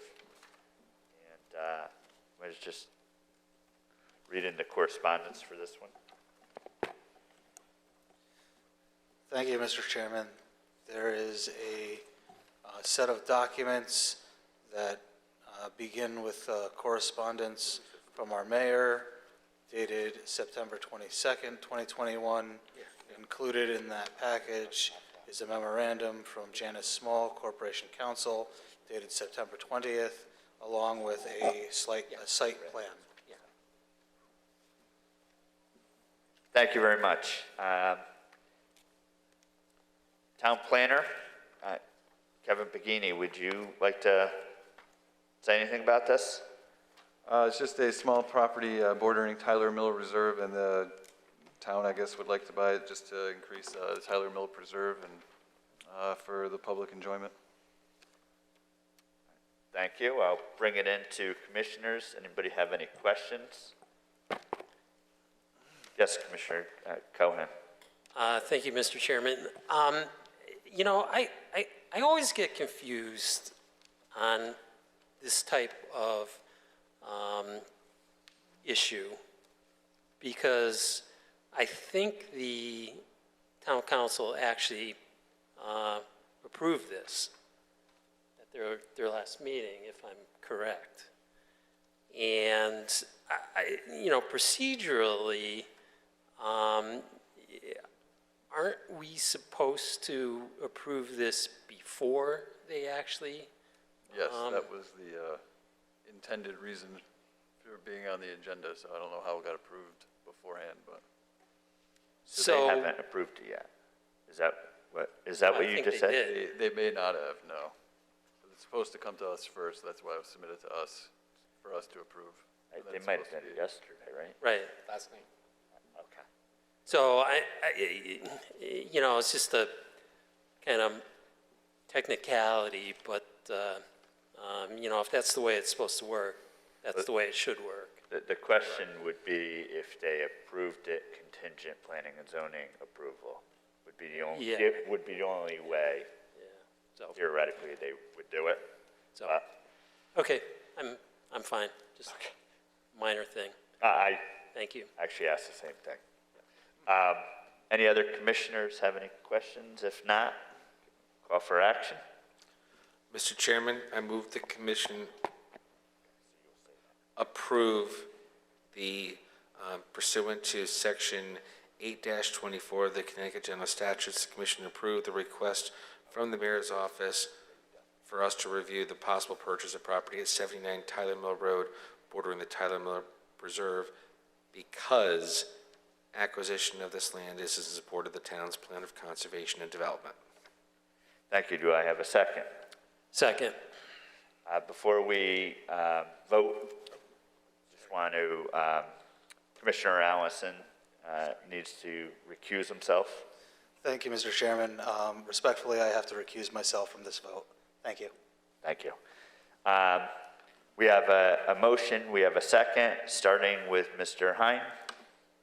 Yes to approve. Yes. Cohan, Mr. Fitzsimmons. Yes. And yes, motion carries. Thank you very much. Moving on, we have bond releases.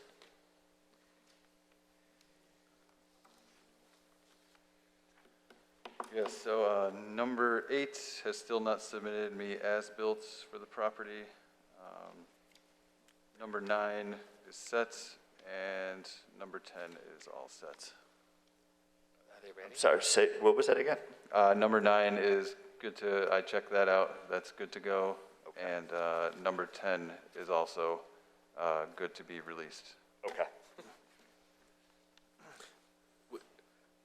Excuse me, through you, Mr. Chairman? Yes. Do we have a memo to that effect, Kevin? Or is it just, normally we get a copy of the bond, I don't have it in my package. Right. Oh, I thought she was supposed to include them in your packet. I have no paper on that. Yeah, I don't either. Okay. Do you? I will tell her. 8, 9, or 10. So I had the flu and didn't get a chance to look at the packet, so I apologize. I can make a motion based upon his recommendation, but normally we would get a copy of the memo asking us to approve. Yeah, What's your call? I would say that's traditional, but, I would say with what's happened, I'm okay with it if everybody else is okay with it, I wouldn't want, if somebody's looking for that money, I also don't want them to wait in another month for it too, so. Far be it from me to be a Grinch. Mr. Chairman, I move the commission approve the bond release and reductions as recommended by the town planner for Sunwood Development at 3 Preston Drive and Giovannia Construction LLC at 340 East Main Street. Thank you. Do I have a second? Second. Thank you, Mr. Cohan. Voting starting with Mr. Hine. Yes to approve. Mr. Cohan. Yes. Mr. Fitzsimmons. Yes, sir. Mr. Allenson. Yes. And I say yes. Thank you very much. Moving on, administrative approvals. Anything to talk through about that? Kevin? No, I have no comments on those unless you have questions on any of those. I do not. Anybody else? Any commissioners have any questions? All right, moving on to the ZBA decisions on September 20th.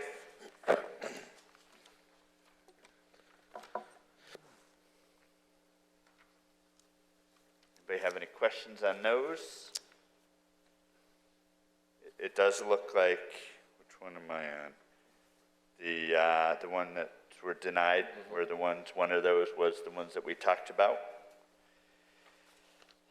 How about on the October 18th meeting? We've got 4.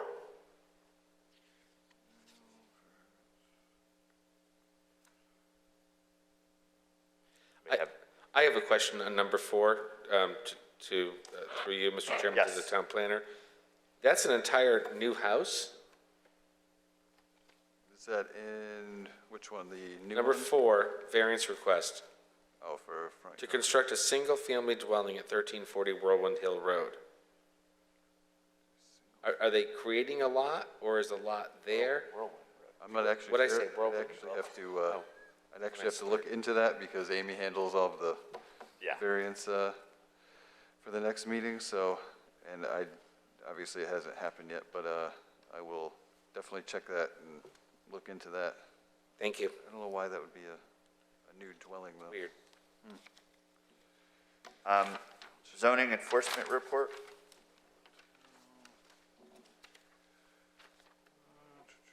Actually, is this, usually don't we get the Excel spreadsheet? Yeah, I guess she decided to change to this new format. Just kind of give a brief rundown. I don't know, that was her explanation from last month. You guys? If you would like to go back to the spreadsheet, she can certainly do that. Spreadsheets. Yeah. I like the spreadsheet. Okay. I'm sorry. When I look at this, I like to kind of look at all of them. So that's just my opinion. Agree. So I would say. Okay.